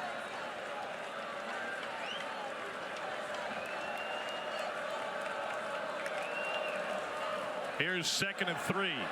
Milroe, a shuffle in the backfield, and that is on time to Robbie Oots. Now listen, what'd you learn about Prentice? Yeah, you mentioned it, Tom, and obviously he took a pretty big hit back in the first half. I have been told he is out for the remainder of this game. All right, thank you. That's another man down for Alabama. His catch did result in a first down, as that one did from the senior, Robbie Oots. Nice job by Jalen Milroe to get that football out, but Anias DeCosmo, good pressure on Milroe, forcing him a little bit further outside of the pocket and having to change the arm angle on that pass. Cosmo transfer from Stanford.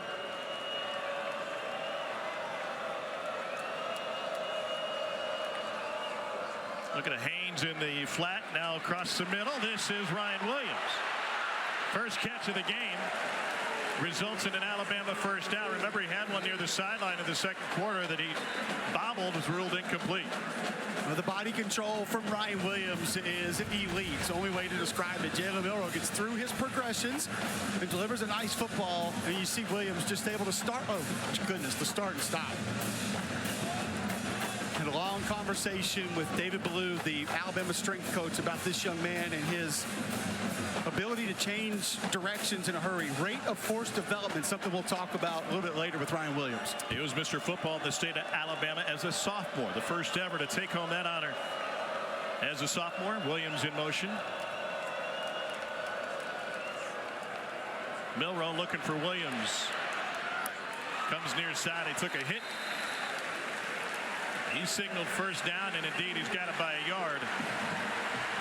Smooth, not sudden, is the way that I would describe it, Tom. And I stole that from Damian Mitchell on McElroy and Kubelik in the morning. We were trying to think of ways to just describe how he moves and what he does. And so I asked David Ballou, the strength coach, about his movement. He said his rate of force development is 0.15. It's hard to sort of picture this, imagine this, but essentially it means he can get to full force in 0.15 seconds. Are you promoting your own show? Are you paying advertising rates today? Here's Milroe. Perfect through the air on this drive. And now on the ground, Tyler Booker and Parker Brailsford cleared the way. And Bama scores on its opening possession.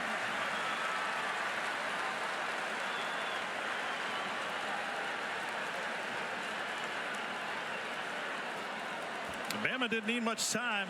A 5-play, 53-yard drive.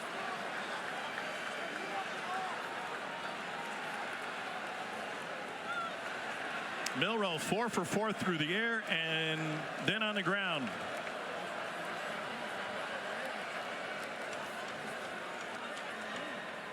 Graham Nicholson with the point after. Didn't think I'd say this, but in the second half, Alabama creeping back into this game against unranked Vanderbilt. Design quarterback runs will be a staple of this offense. A big part of their identity. You see big Tyler Booker out front, Parker Beresford as well. A nice block from Caden Proctor, and Jalen Milroe on cruise control down Broadway.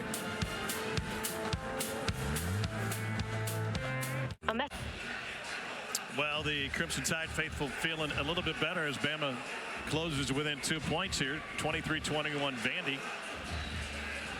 As Alabama scores on its opening drive of the second half. Perfect 4 for 4 on that drive. Now number 10. Number 3 is now number 10. Feels like Alabama made some adjustments. Well, forcing the defense to play a little bit of a different way. Spread the formations out just a little bit more. Prove that you're going to take things out on the perimeter. And then you saw quarterback power come off tackle. A nice job by Caden Proctor, Tyler Booker, and specifically Jeremy Bernard, wide receiver, had a nice adjustment to block Langston Patterson on that touchdown run. It's the importance of this drive if you're Vanderbilt.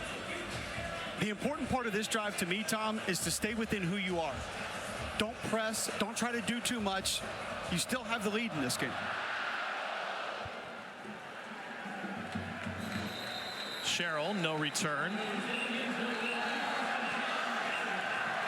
Vanderbilt trying to make some history here this afternoon at First Bank Stadium. That's been around since 1922. It's never seen Commodores knock off number 1. It's never seen them beat a top 5 opponent. The 0-60 all-time is the longest streak in college football. 86 meeting between these two. It started in 1903. Vanderbilt dominated this series back when it started. Things have certainly changed. 23 straight wins for Bama.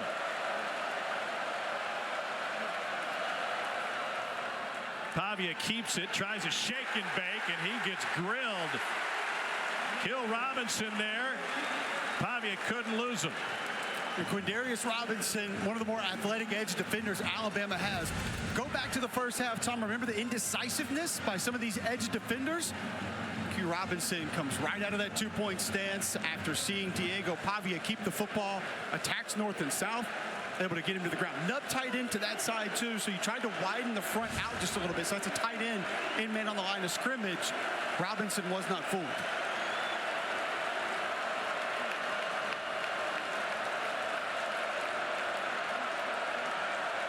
Second and 14, Pavia to throw. And he goes to his running back, Alexander.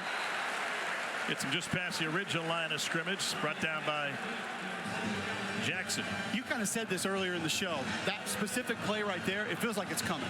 They kind of lull you to sleep on that one, lull you to sleep. Pavia can keep it, get north and south. He can hand it. It feels like a shot play is coming off that sooner or later. When they've taken shots, Jackson and Brown, the Bama corners, have been there to defend the deep ball. Richie Hoskins checks in at one receiver.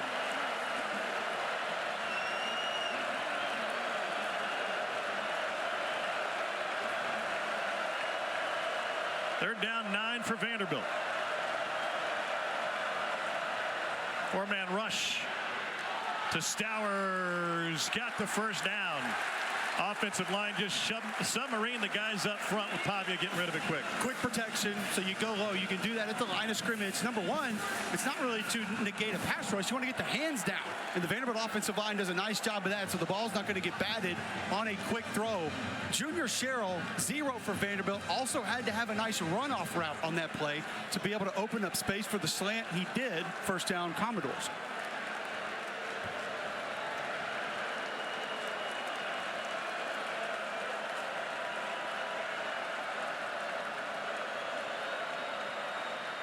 Pavia, QB power, picks up a few. Alyssa.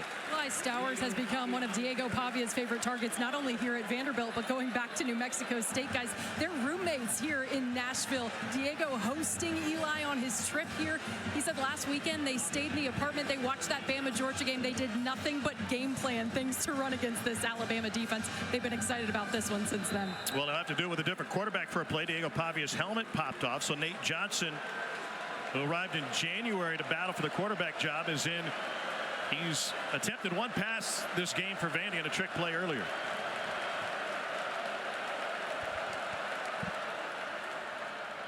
Hands it off on 2nd and 7, and Alexander taken down.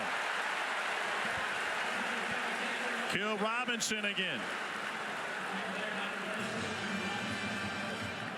Well, Tim Vakakis was Q Robinson's head coach in high school. And Tim told me he's one of the most athletic, explosive players that he's ever been around at that level. Now, faced some adversity early in his time in Tuscaloosa, but he's waited it out, kept his head down, worked his rear end off. Now made a couple of big plays for this Alabama defense here early in the second half. Bama's D has been sliced on 3rd down all afternoon. That goes against their numbers throughout the course of the season in their first 4 games. Pavia leaves the pocket, delivers on time to Stowers, and he stretches for the first down. To pay off Alyssa's story about how they become fast friends, they were competing for the quarterback job last year at New Mexico State, but a torn labrum that impacted Stowers at A&M forced his move to the tight end spot. Man, he looks like a pro. Motion to a little bit of a stack formation, see him get out of his break there, and just has that athleticism to be able to make those kind of plays. And Tom, I had one of their games at New Mexico State late October last year, and he had only been repping tight end for a couple of weeks. He was out there catching footballs, running routes. He looked like a natural. 6'4", 235.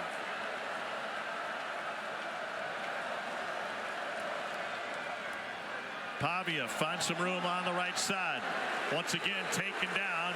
It's Keon Sabb that time. Vanderbilt has been unable to win in this second half the one-on-one open field opportunities. Alabama has tackled better, but you see just how he manipulates that mesh, Tom, and able to get that ball out of the pocket. Keon Sabb comes up, makes an excellent one-on-one tackle, and Kane Womack told us our safeties have to play better football, have to be more sound, and that's who's defending the alley in this defensive structure today. Pavia is going to be out in it. You're going to get those one-on-ones, got to get into the ground. Monty Jones in a tailback.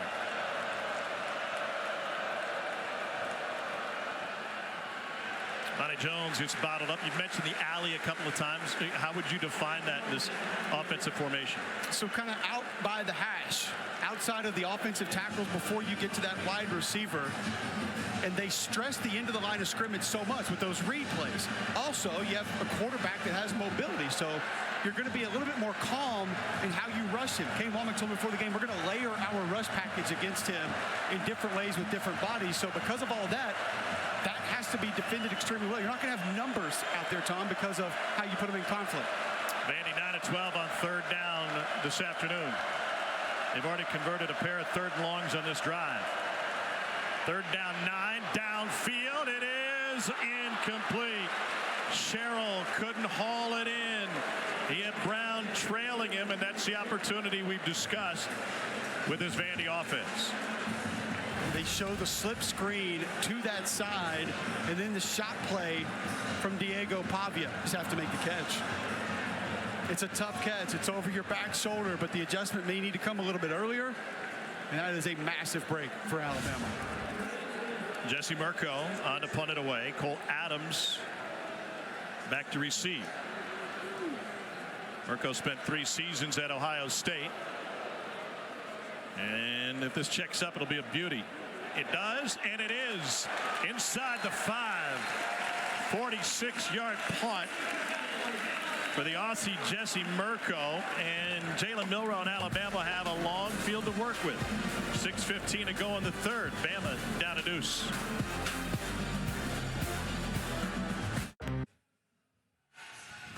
Check out the good hands plays brought to you by Allstate. Jalen Milroe inconsistent in the first half, but coming out first drive of the second half, a perfect 4 for 4. Robbie Oots going down to grab that first pass. Ryan Williams finally getting involved on those 2 catches. Don't need to share hands on this one. Use your own hands to get it into the end zone. So what do you want to see here from #1 Alabama on this drive? Specifically backed up right here, Tom, I want to see the north-south run game. Alabama has utilized it a couple of times this year. Wisconsin, they got north and south, and they were able to utilize that in a dominant fashion. I think they can lean on this defense and have success with it, just haven't consistently stayed with it today.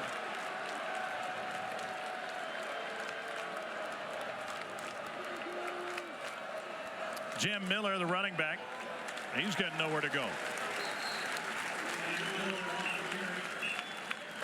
Great job by Demarion Thomas, 98 inside for that Vanderbilt defensive line, eating up a couple of blocks, not allowing Parker Brailsford to climb up to the linebacker and open up some extra space.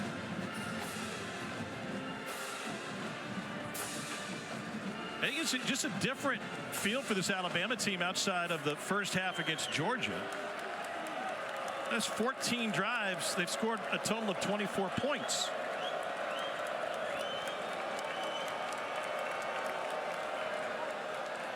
Milroe passing from his end zone. Williams had it, couldn't squeeze it. Took a lick from C.J. Taylor. Now Ryan Williams right back up on his feet. Think about the value, Tom, for this Vanderbilt defense. C.J. Taylor, 123 tackles in his career. DeRicky Wright, 122 in his career coming in. Playing on the back end of this defense for Clark Lee.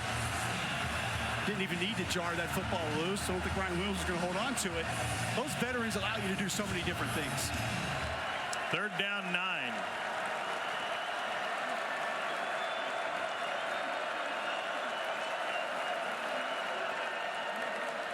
Milroe facing pressure, lost his footing, gets out of the end zone, throws on the run. It is caught at midfield. Jeremy Bernard. There's a flag back at the 8-yard line. Jalen Milroe is over the line of scrimmage when he let that thing go.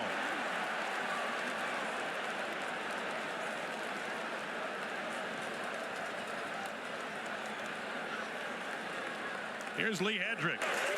Illegal forward pass on the offense number 4. The passer was beyond the line of scrimmage when he threw the ball.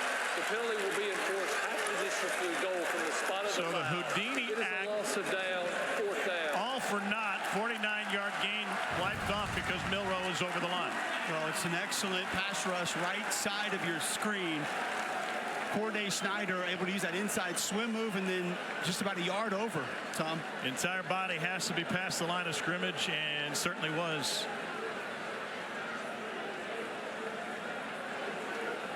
And so Bama will be forced to punt it from its own end zone. If you're Vandy, do you come after it or you take the short field? I'll take that short field. I have confidence my offense has moved the ball at times today. I want more points. James Burnap had a 64-yard punt in the Wisconsin game up at Camp Randall. Out of Melbourne, Australia. Got rid of it quickly, and Vandy's going to have great field position even after the big hit on special teams. A 40-yarder, Emmanuel Henderson delivered the lick. Vandy has the ball and the lead, and Diego Pavia in a short field against #1.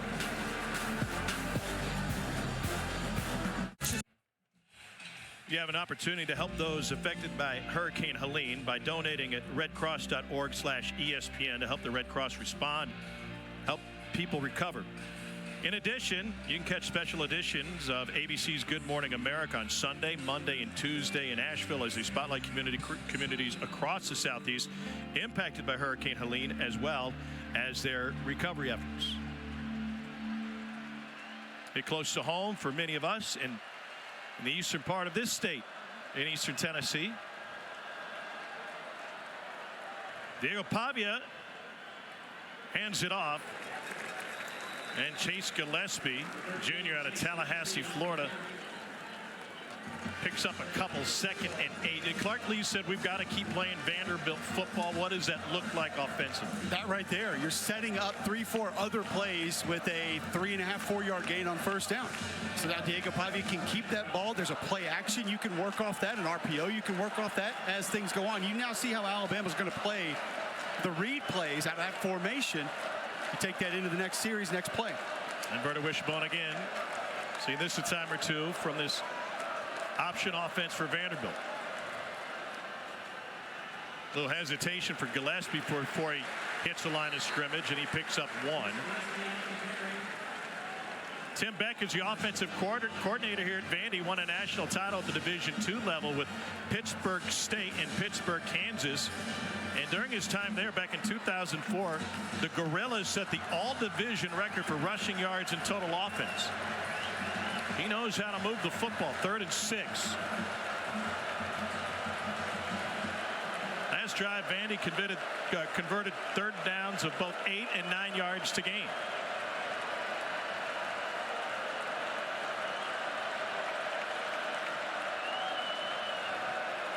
Four-man rush. Pavia reverse pivot and delivers, but Quincy Skinner is going to be brought down short. Another issue that Tim Beck clued us into yesterday was that he often knows if it's a 4-down drive, multiple plays before they're going to keep the offense on the field on 4th and short. I think that'd be a great example of what you're describing, Tom. He knew, okay, we pick up 2-3 yards here. We're going to go ahead and go for it on 4th down. So he's got that next call registered. I love how he said, I don't always tell Diego that, though. I want him to run the one specific play first. Can you run a QB sneak against this big Alabama line? Depends on how much space you get. Not out of the shotgun. They're 2 or 3 on 4th down this year. Pavia wants to throw. He goes down the middle. It is caught. Touchdown. Vanderbilt and Junior Sherrill. That might be the most Diego Pavia play ever. On 4th and 1, he goes deep. His family thrilled with this one. Vandy holds on to his lead and they extend it.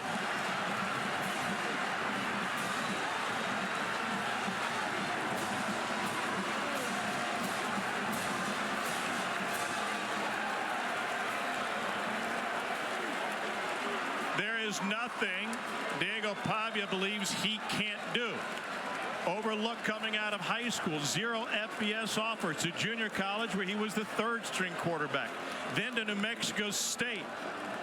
Now in the SEC, which he always dreamed of, watching his idol Johnny Manziel take down an Alabama team. And now this number 2 has his team in the same position. I think it's designed to be a quick throw time. You see there, it's not there. He keeps it alive. Sees one-on-one coverage, decides to go deep. How about Junior Sherrill 2 series ago on 4th down, the ball off of his fingertips? I didn't think there was any way he was going to be able to get to this football when he redirected and ran flat off the fingertips again for a score. We've talked ad nauseum about how this offense sets you up for the deep ball. The brothers, listen, if you want to have a good time tonight, find those 2 dudes. I guarantee you they will be available. But the point is that all of that option action brings Malachi Moore and the safeties even closer to the line of scrimmage. It all lulls you to sleep. It all draws your attention. And with a young man like Diego Pavia that can seemingly keep any play alive and then deliver a moment like that, if you are not playing fundamental sound defense, he's going to find a way to get you. Twice in his career, he's knocked off a 3-touchdown favorite at Liberty a couple of years ago, and last year on the road at Jordan-Hare. Vandy was a 3+ touchdown dog coming in this afternoon against number 1.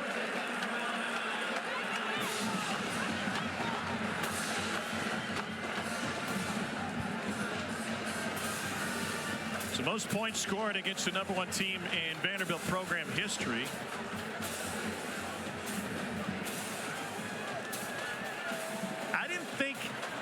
As far as Jalen Milroe is concerned, sometimes it's hard to have a Heisman moment when you're a 3-touchdown favorite. But he's a special player. And down 9 in the second half, what can he dream up? Tackle immediately made on Cole Adams after the catch. I think the first thing, Tom, is going to be run your offense. Stay within the structure and scheme of your offense. The big plays, explosive plays will present themselves. Jalen Milroe can't go out and create those on his own. Handoff. Jeremy Bernard to the 45. Talking with Kalen DeBoer about this imperfect Alabama offense. He said, listen, first half against Georgia, everybody was on the same page. Everyone was making plays. Second half, not so much, but it's not always the quarterback. As the quarterback, you've got to be confident enough to believe the rest of your teammates know exactly what they're supposed to do and then go out and execute as a unit. First year in this offense, obviously, under Kalen DeBoer on 2nd and 4.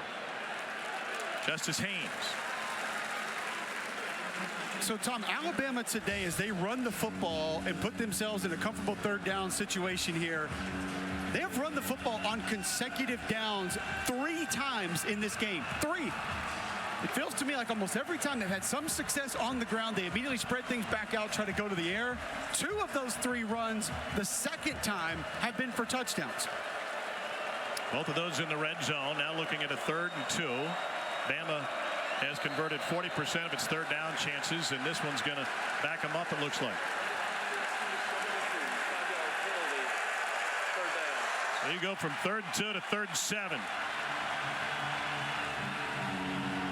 Came into this game with 8 penalties on defense, 19 penalties on offense. It's a new scheme. It's a new system. There's new verbiage. Takes some time to get used to, but those type of mistakes, especially in these situations, just cannot happen.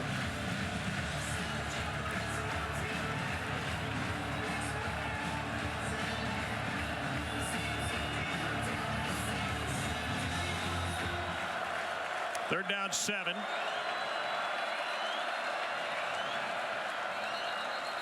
Timeout taken by Vanderbilt. Before the play, timeout. I kind of thought watching Vanderbilt move around that the chaos was by design. This will be a 30-second timeout. Certainly not. I think the confusion there was number 80, Josh Cuevas for Alabama, maybe identified as a receiver early, and then some confusion as to, okay, no, that's a tight end. So then you either have the wrong personnel grouping in. Yeah, so explain that to people, the difference between facing 11 personnel versus 12, 1 tight end or 2 on the field. Well, it changes to your personnel. Number 1, I want bigger personnel in because you're probably just going to motion him back into the line of scrimmage and run the football. And then you'll have a size, weight, strength advantage on my defense. So if that was misidentified first, you try to realign to it. You don't have the bodies to realign the way that you want to. So now Bama looking at a 3rd and 7. Where do you think they go? You and I learned about a specific route combination that you brought up earlier in the broadcast where the running back is the first read. I would test the middle of the field against this defense here because you're getting off coverage. I think you're going to have leverage to be able to find space there. Justice Haynes is the running back on this one. Milroe looking deep. Down the sideline. It is caught by Williams. He springs free.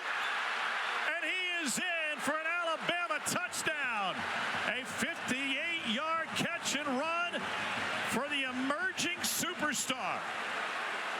How did he not get out of bounds? How did he not step over the line even before the ball got to him? I'm sorry, you said emerging? Look at the body control. You cannot be serious. Half of his body's out of bounds when he's on his way down after catching the football. This is Lynn Swann stuff here. Forgive me for those that don't have any idea, but Tom Kubik will be proud of the reference. What a move by Ryan Williams, who reclassified, should be a high school senior right now. But Tommy just makes it look so easy. His high school coach, Jeff Kelly, played quarterback at Southern Miss. He told me, Cole, I used to chew him out in practice because I thought he was loafing. I thought he was going half speed. But it turns out he wasn't. He just makes it look that easy. So Bama strikes back. 4 plays, 75 yards. And Williams covers the last 58. Graham Nicholson with the point after. It's a 2-point game again. I said try the middle of the field. I thought you'd have space to be able to pick up first down yardage. You get one-on-one on the outside with a receiver that you obviously trust.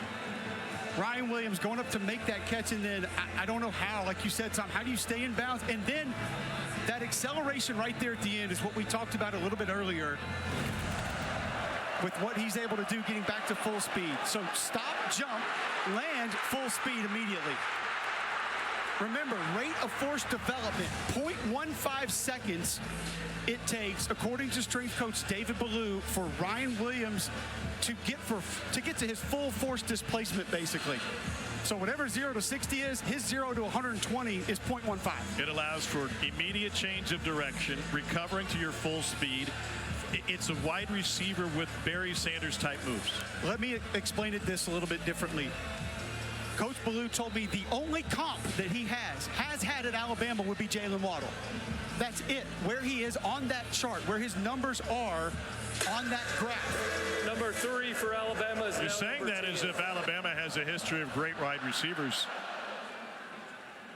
No return for Vanderbilt. Diego Pavia was able to extend the Vandy lead on that last possession, converting a 4th and short with a shot to the end zone. Vandy takes another shot, but they have not wobbled. Well, if there's a gentleman playing college football that is just flat out not going to get rattled by anything that you do, it's number 2 in black. He just flat out don't care.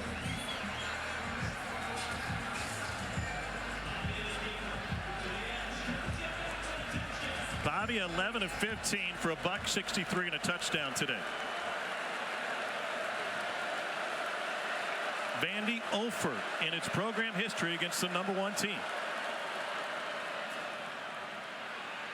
And off to Alexander. And Tom, that's the little difference that you talked about, what that play sets up. It's not the fact that you gain 2 yards, 3 yards. But guess what? Tim Beck keeps coming back to it. They're going to continue to test the middle of that defense because they know the attention that it attracts. And that is his tell. That's his poker hand, basically. It's going to make you show how you're defending that, which opens up everything else that he wants to do around it.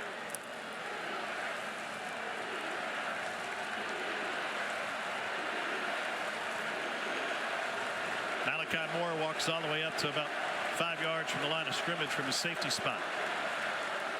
Option, a shovel pass again to Stowers, and it's another first down. Stowers past midfield, and he finally gets ridden down in Alabama territory. A 34-yard shovel pass to Stowers. It has the crowd in the Vandy section, which is limited on its feet here this afternoon. Third quarter. 3 quarters in. Kalen DeBoer's team up against the ropes. Vanderbilt trying to make history. Never before have they beaten a top 5 team, but here on the West End, they go to the 4th quarter with the lead against number 1.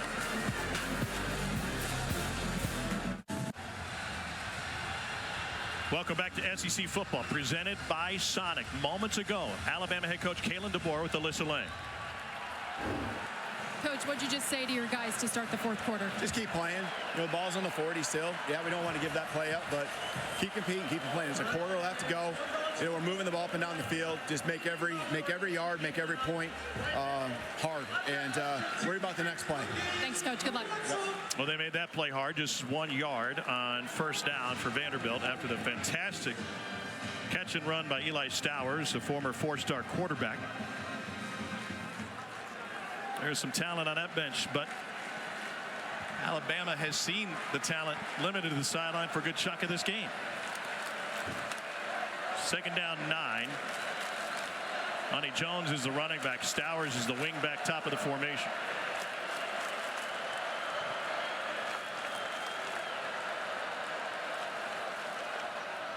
Jet sweep. No, Pavia's got it. And that'll set up 3rd and 1. The sleight of hand for Diego Pavia is the key to this offense.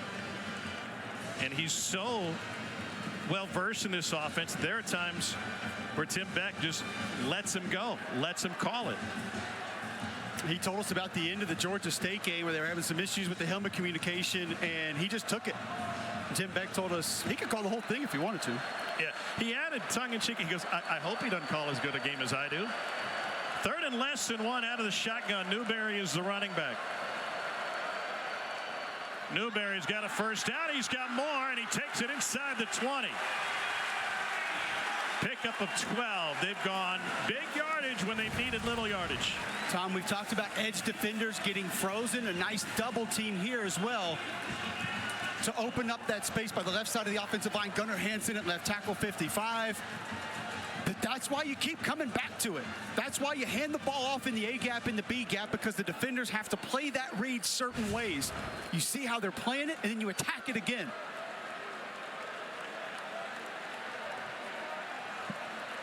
A.J. Newberry behind Pavia in the pistol.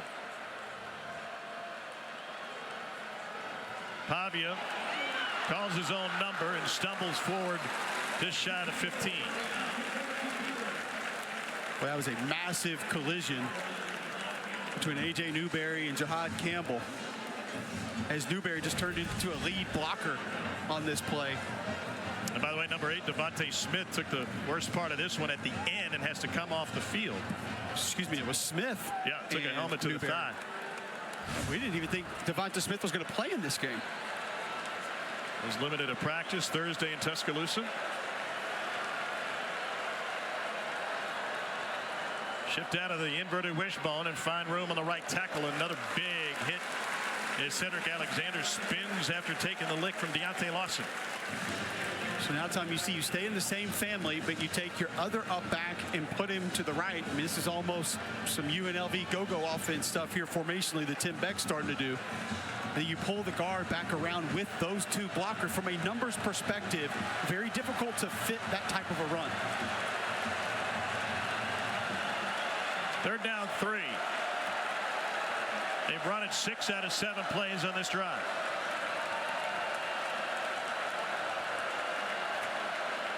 Pavia looking to throw. Nope, it's a draw.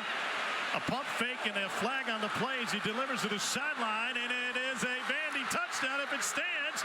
The former walk-on Richie Hoskins. But this one's coming back.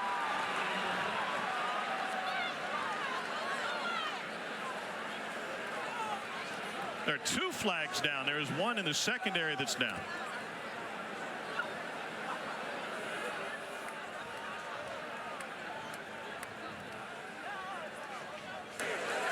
Holding on the offense, number 50. A 10-yard penalty will be enforced from the previous spot for the replay of 3rd down.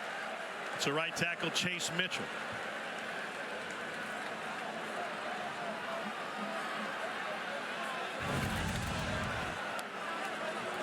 Here's 50, left tackle.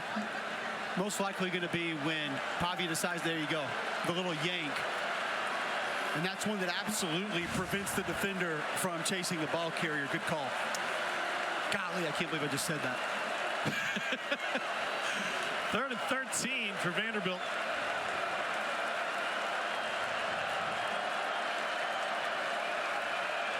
Kicker has a strong but inconsistent leg.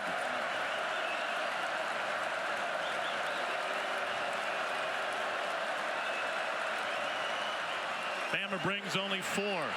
Nearly another hold. Pavia takes off down the sideline and gets tackled from behind. And that'll bring up 4th down. It's a great decision by Diego Pavia not to force this football. Think about situationally where you are in the game. Yanze Pierre, 42 for Alabama. Excellent individual pass rush off the left side. Pavia eludes. No need to force that football in, try and take the points. So here's Brock Taylor, who missed one from about this distance in the second overtime at Missouri last time out. 33-yard attempt. That time he missed it left. Pressure on his shoulders here. And he absolutely drills it. 10:35 left in regulation. Unranked Vanderbilt 33. Number 1 Alabama 28. Clark Lee plays it right down the middle. What kind of video games is our guy Ryan McGee buying? Pong. He's a big-time Pong guy. Didn't know you had to be 18 about that. Well, last week he kept an Alabama comeback after they failed behind in the 4th quarter on this catch from Jalen Milroe. The body control was impeccable. What impressed you the most about the catch this afternoon?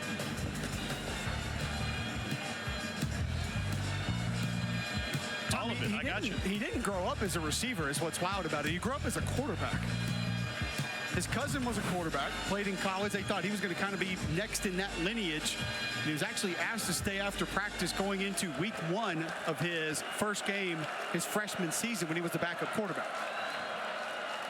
Milroe has time over the middle. That's caught. They utilize their tight ends beautifully. C.J. Dupree. West Virginia wide receiver Gerald Williams was on that team. Asked him to stay after practice, had a bad practice.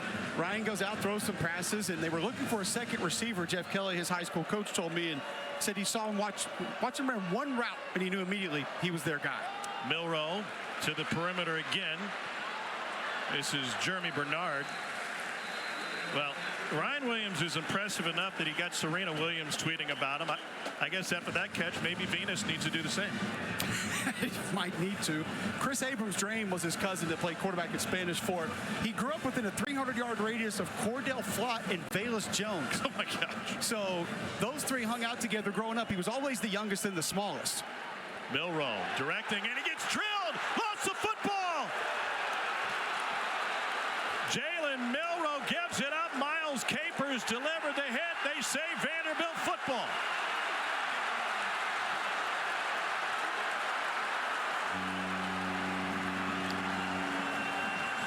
Isa Wataba came out with it after Capers delivered the hit of the day in college football.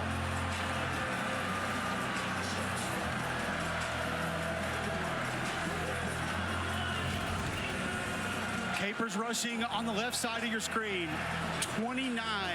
And you see Pritchett just get a little overextended, stops moving the feet so he doesn't get depth, and that allows Capers to get upfield and bend that corner on Jalen Milroe, who never saw him coming. You see the overextension there, actually goes down, and Capers has the wherewithal not just to get the sack, but to swat that football out on his way down. Well, Taha, before he came to Vandy, who recovered the fumble, was making plays for the Cologne Crocodiles. That's Cologne, Germany. Swimming, crew, tennis, and now a play to perhaps knock off number 1. 9:36 remaining. Pavia keeps it. And Diego Pavia takes it past midfield for a pickup of 5. What should the stress level be for Alabama fans at this moment? I would not be comfortable in my recliners if I was watching this football game hoping for an Alabama win. Oh, they got out of the recliners a long time ago.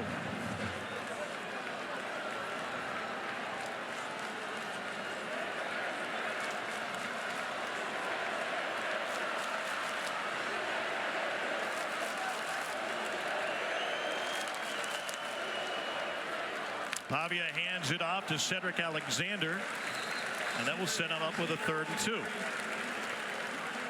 Think back to what you said last series, Tom, that analytics book. What is it telling offensive coordinator Tim Beck right now?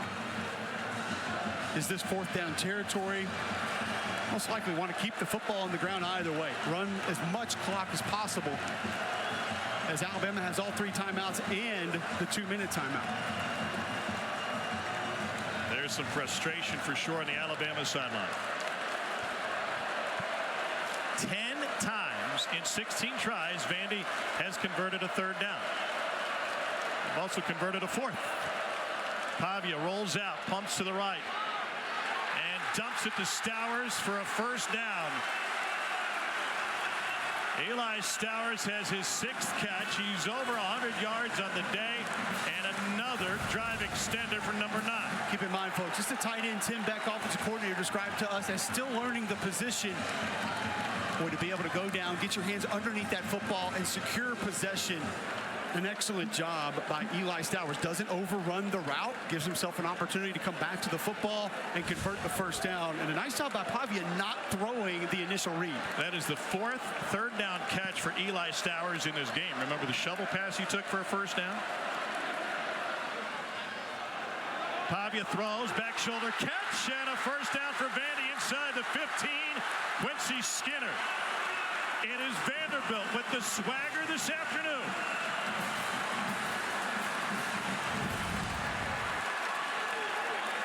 He has inside leverage, but doesn't take it. A nice move. North-south, Diego Pavia understands exactly where to deliver that football in man coverage. That's just confidence, Tom, by a quarterback knowing his receiver is going to break that route back, come back to the football, put it right there on his back shoulder. Excellent throw. Vandy has run 65 plays to Alabama's 38. They have controlled this game with their offense. Pavia with the pitch on the option.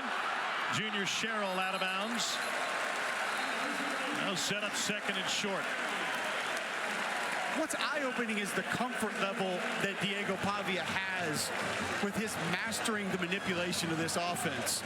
Getting in and out of the fakes, manipulating the mesh, pulling the ball out, pitching the ball. Now, have there been a couple that have gone awry this year? Yes, because he has that kind of confidence that he can make any little touch pass or any pitch. But right there you see just how masterful he can be inside this offense. It's a Vanderbilt team that has lost on the road to both Missouri and Georgia State. 2-2 on the year. They opened it with an upset win against Virginia Tech. Movement on the right side. Pardon me, timeout taken. Vanderbilt. Chance to think, to marinate. And if you're a Bama fan, to stress. Under 6 to go. Vandy driving again. Okay. SEC Network Football is presented by the all-new Sonic Smasher. Live free. Eat Sonic. Vandy trying to make some history today, both in their programs and to knock down number 1, and it hasn't happened very often. The number 1 ranked Alabama team has lost to an unranked opponent. 64-3. And Diego Pavia can put his name alongside State's John Bond in 1980 and A&M's Zach Calzada in 21 as a quarterback to do so. 2nd and 1. Pavia gives it up. A churn for Alexander. He has stood up at the line. Bama's trying to punch that thing loose. And they say forward progress stopped at the line of scrimmage. Now 3rd and 1. Wouldn't be surprised if you stay in that family. A read play with Pavia potentially keeping it off tackle with how Alabama has squeezed the last few of those runs inside. Tom Hartcole, Kublik, Alyssa Lang down on the sideline. Vanderbilt has never knocked off the number 1 team in the country. 0-10 all time. This is where I love just getting Diego Pavia out on the perimeter, Tom. Give him an option, let him run, be the playmaker that he is. Got Alexander next to him. Little replay. Pavia throws. Touchdown, Vanderbilt.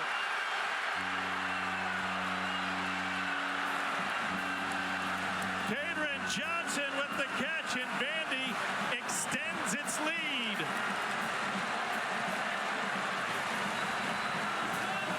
This offense, when run right, can be unstoppable. You think they're going to zig, and they zag, and they go to Johnson. The Lil Hughes backup tight end. It's an 11-point Vandy lead with a point after coming. Diego Pavia was unwanted coming out of high school in Albuquerque, New Mexico. He begged to play for his home state team. The Lobos never talked to him. Did junior college for a couple of years. Had an opportunity to walk on at Texas Tech. Said, I think I'm better than that. 2 years at New Mexico State, and now directing what could be the upset of the year in college football. Diego Pavia, the master of manipulation, off the play fake to Cameron Johnson. Former Theodore Bobcat prowling into the end zone for the Vanderbilt Commodores.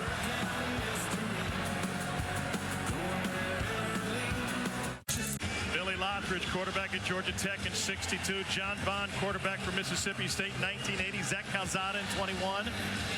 For Texas A&M, those are the only 3 quarterbacks to engineer a win as an unranked team against number 1 Alabama. Diego Pavia says, put me on that list. No return for Alabama. Here's Alyssa Lang. This Vanderbilt sideline is so juiced up right now. Corday Sidnor, who was back in the Missouri game a couple of weeks ago, has been a huge addition to this Vanderbilt defense. Just went around and said, this is where we finish it. Then the entire offensive line came over to the defense and they said, right here, right now. Jerry Kill said, boys, this is where you buckle up.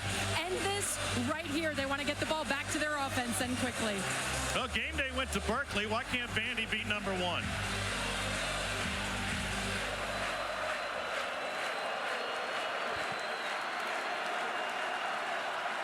Jalen Milrose, 15 of 20, 1 touchdown, 1 pick. That pick found the end zone for Vandy on Alabama's first possession. Long throw to the perimeter and a 5-yard gain to the tight end, Josh Cuevas. We watched film with Kalen DeMoore in his office on Thursday afternoon, and what he constantly harped on was Jalen Milroe building his confidence and throwing in rhythm. Forced out of rhythm here, has to run, unloads deep. 2 men there it is, caught at the sideline, Journey Bernard. It covers 50 yards in the air, and Bama's got a first down at the 20. What a grab. Almost a little bit of a scramble drill. He gets the foot down. Taking this hit, holding on to that ball. Bama is without 2 of its top receivers at this point. Kendrick Law did not dress for this game, didn't make the trip with an injury. And Kobe Prentice left with an injury in the second quarter of this one. And Bernard, who is a reliable receiver. Rolling on the field is a catch. That play is under video review. To say the least, during his time with the Washington Huskies playing for Kalen DeBoer. Tom, is this almost a little bit of David Tyree, Tyrone Brotho ball on the helmet as he's going down? Oh, to secure this thing? Was it secure? I don't think it was. I think it was secure all the way.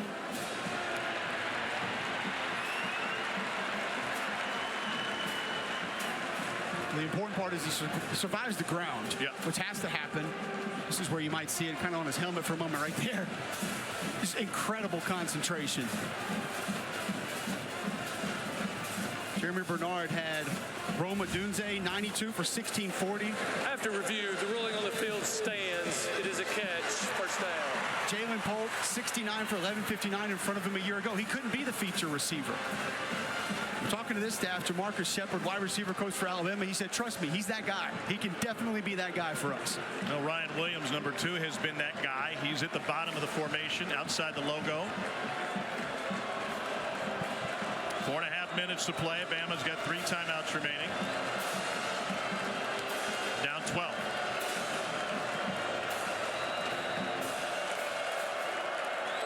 Milroe and QB draw. Plenty of room. And he gets taken down by Brian Longwell. Tom, that is an excellent play by Byron Longwell because Justice Haynes had him squared up about 5 yards downfield. Now 2nd and 2. Milroe pumps right. Everybody covered. And he gets rid of it for a first down catch in Cole Adams.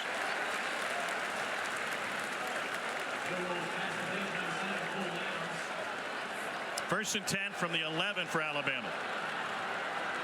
That mesh concept, very valuable for Alabama against Georgia. Going back to it there, Miller has to get through his entire progression, be able to make a positive play out of it. Another QB run. Milroe tries to hurdle through the gap and just made it back to the line of scrimmage. Linus Zunk folding down inside to help make that stop. 2nd and 10. Milroe's got all day. Bob's back corner, incomplete. Trying to find Ryan Williams, who changed directions about 4 times on that route. If you're Jalen Milroe here, you don't want to fall back into some of the habits from a season ago where you begin to look to run a little bit too early. That's where he's made big strides this year, Tom. Staying in the pocket, staying with those progressions, surveying the field, and delivering accurate footballs.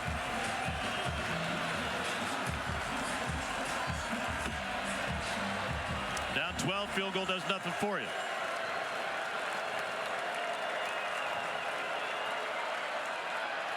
screen. And they get it off inside the 5, down to the 2 goes Miller. It'll be right near the first down marker. We'll see where the spot is. Offense will stay on the field, looking at a 4th and short. Milroe under center. Clark Lee begging for a timeout, didn't get it. He did. He got the timeout before Milroe converted the QB sneak, which would have been at least a first down. Timeout, Vanderbilt. This is their final charge timeout of the half. Clark Lee was a fullback in his playing days. He looked like a flanker sprinting down the sideline to get that timeout called right before the snap occurred. Well, heads-up play from Jalen Milroe. Nick Sheridan, Alabama offensive coordinator, also rushed to the line of scrimmage. Go ahead and sneak that across, like you said, Tom. Maybe first down yardage, if not into or for a touchdown. But Clark Lee, understanding the situation, gets that timeout. And Alabama faces 4th down again. You played offensive line in this league. You line up for a 4th and 1 as a #1 team in the country. Kind of pride occurs with the big uglies up front. You get in a 4-point stance. You get your cleats in the ground. You blow a couple snot bubbles out. You trade some paint and try to get your quarterback across first down yardage, maybe into the end zone. I have no problem with that, except now your snot bubbles are on your tie. I'll get them on the defender. Haven't knocked off Alabama since '84. That was in Tuscaloosa. 254. Haven't won at home against Alabama since 1976. What do you like here? You mentioned the first down yardage. I like to sneak. I've got Jaden Roberts, Tyler Booker, Parker Brailsford, low center of gravity. But you're in shotgun. Do you just go quarterback inside zone here? Justice Haynes is the running back. 4th and 1. Game on the line for Alabama late. They reverse it out of there looking for the corner, and it is Ryan Williams into the end zone. 2-yard touchdown run for the fantastic freshman Ryan Williams. His 2nd touchdown of the game. Tom, you are an absolute buffoon for the rest of your life. If this does not work, you are a complete genius if it does. Nick Sheridan had been holding on to that play call, and it was a beauty. So for the point after, it's Graham Nicholson.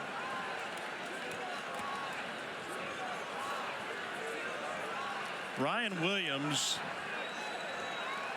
is an absolute superstar. What a weapon for this Alabama team.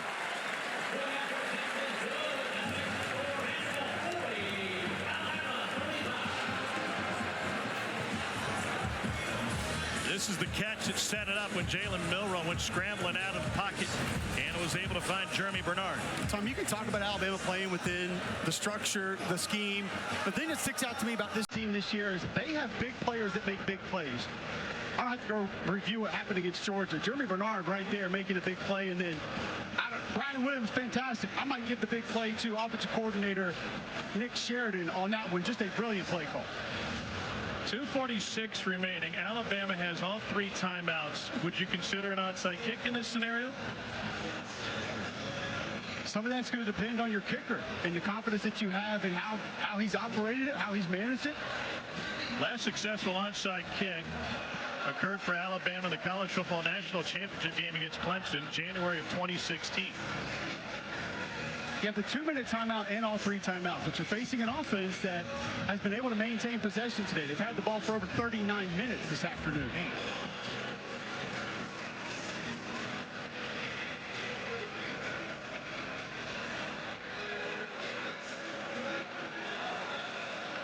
Vandy has run 22 more plays in Alabama today. Connor Talty will put it on a tee.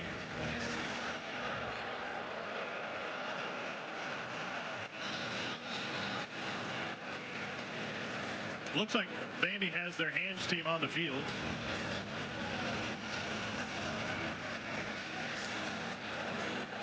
That includes Eli Stowers, number 9, who's had a huge game for this Vanderbilt team. And a line drive. Handled at the 14-yard line.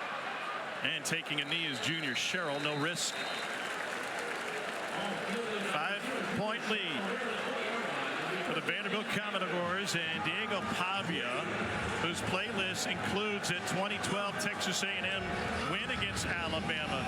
He uses it as motivation because Johnny Manziel is the man who turned him on to SEC football every Saturday afternoon back in Albuquerque, New Mexico, including the big A&M win against Bama with Manziel in 2012. And Pavia putting up similar numbers, 2 touchdowns, no picks. He's also run for 51. Tommy told us he's watched that game over 100 times. I asked him, you take a peek at it again this week? He said, yeah, absolutely. Had to watch it again. It's part of his pregame routine. Alexander in the back of the bone. Play action. Pavia keeps it. And he goes down for a loss. Jahad Campbell with the tackle. Timeout taken by Alabama. This is a Vanderbilt team that's put the ball on the ground 7 times this year. They've only lost 1 of those fumbles. But I just feel like that play specifically was a little too conservative with 2:37 remaining in the 2-minute timeout. But keep in mind also that can set up a lot of other things. Look what Alabama just did on the goal line with a bit of a reverse. We know Pavia has the ability to hand that off. I mean, that's just kind of a direct quarterback sweep right there. You want to play it a little bit safe. But as we have talked about, I've hammered this with Tim Beck this entire game. His first down play calls have been to identify how Alabama has been playing his offense. And he has operated off of that in a brilliant fashion. So you saw the defenders at the line of scrimmage, the defenders in the alley overcrowding off tackle where Diego Pavia wanted to go. Let's see how Tim Beck counters that here with this call. Long option history with Tim Beck. Going back to studying Turner Gill and the belly option at Nebraska.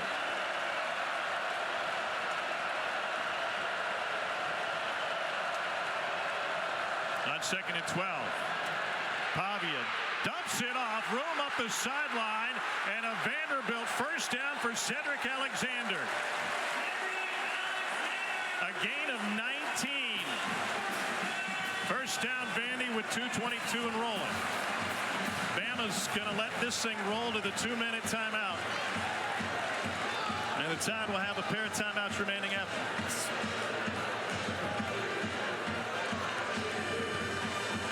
This is turned in to Kalen DeBoer versus Diego Pavia. And the sub-6-foot quarterback from the land of enchantment has won the battle thus far. Can Vandy hold on for the final 2 minutes?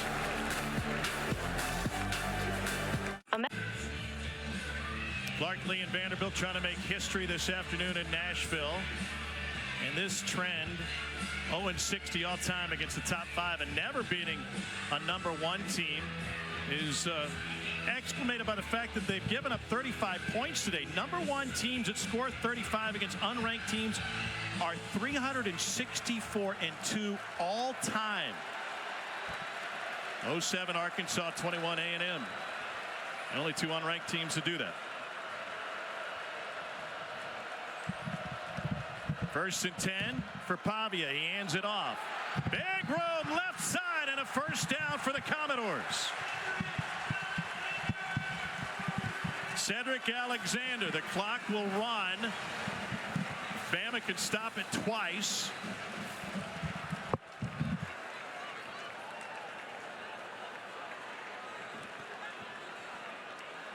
And Bama will let it go.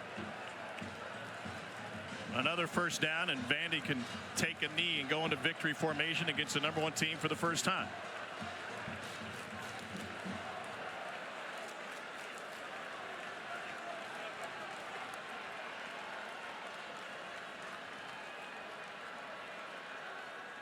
Pavia with the handoff to Alexander. He's to the logo, and now Alabama will use a quick timeout. Let's take you back to 2021. College Station, Texas, number 1 Alabama on a 19-game win streak. Zach Calzada threw for 3 touchdowns. And Seth Small banged through the walk-off field goal as Nick Saban and Alabama went down. The last time and one of only 3 times that a number 1 Alabama team has lost to an unranked opponent. Remember, the talk going into that game was Jimbo Fisher and Nick Saban and all the offseason war of words that they had gotten into. No such thing here. No drama between Bama and Vandy. except for the scoreboard. Clark Lee said, I'm tired of losing. We're going to find a way to redefine how we run this program to get our best players on the field to be able to compete. They didn't win a conference game last year. How about he told us, Tom, we are finally on the climb. I feel like we've actually left base camp here for the first time with what his team's doing this season. Jalen Milroe stuck on the bench again, even with a stop here. Best case, Bama can get it with 20-ish seconds remaining in regulation. Down 5.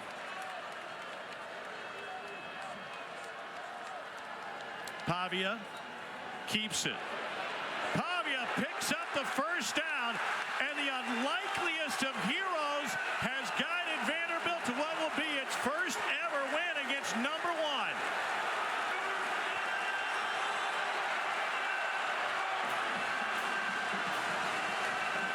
The Vanderbilt fans are outnumbered. Diego Pavia has been overlooked. Clark Lee has tried to build a winner but come up short. And now Kalen DeBoer knows the sting of a loss as Alabama's head coach for the first time.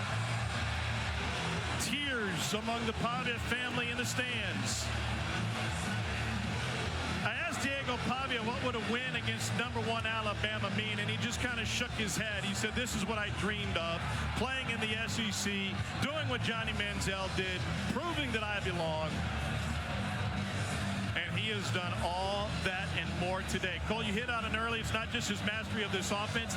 It's the attitude that he plays with that Clark Lee has infused in this program after a few years of spinning their wheels. Clark Lee said he has an unbelievable ability to rally people around him. It's not just the offense. It's the defense. It's the entire team. He has a believability about himself that motivates everybody on his side. And Tom, you weren't just saying that as satire. He told you he actually had a dream about playing in the Southeastern Conference and doing things like this. Second half, he was magical. It'll be the most points by an unranked team against AP number 1. Pardon me, the 5th most all time. And they will count down this Vanderbilt win. Bama will become just the 4th AP number 1 team to lose to an unranked opponent a game after defeating a top 2 opponent. Now Diego Pavia, the one keeping his composure. There's a flag on the play. What a feeling this must be for Clark Lee. Played here at Vanderbilt. Came here from Notre Dame after directing a top 10 defense year after year. He knew the challenge that was in front of him, leading this Moorbound program and trying to figure out how to operate with the transfer portal and NIL taking players away to other programs. He said, we've been a year behind everybody since I got here in that regard. Tom, we know the inherent difficulties here at Vanderbilt, but like you said, he completely rewired this program in the offseason, almost hit the reset button. The play was over. Unsportsmanlike conduct on the defense number 13 for kicking the ball. 15-yard penalty will be enforced from the dead ball spot. That carries an automatic first down. Since the game clock was running, this penalty also carries a 10-second runoff. 10-second runoff. It's all academic anyway. Clark Lee said, we now run this program with attention to detail, leading to one thing. Everything that we do is to win a game. That wasn't the case as they tried to build it the previous 3 years. Talk to us about some of those wicked learning environments that he's had to put himself through and have a better understanding of to get to that point that you mentioned, Tom. All directions pointing to how we can stack more W's.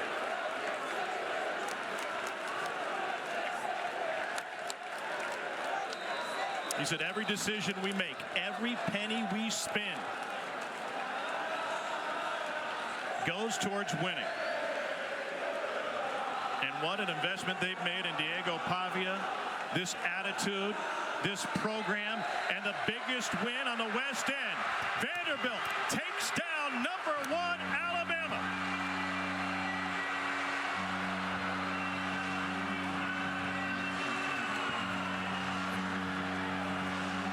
Diego Pavia very nearly went into the the stands to celebrate with his brothers, but instead they've come onto the field with him.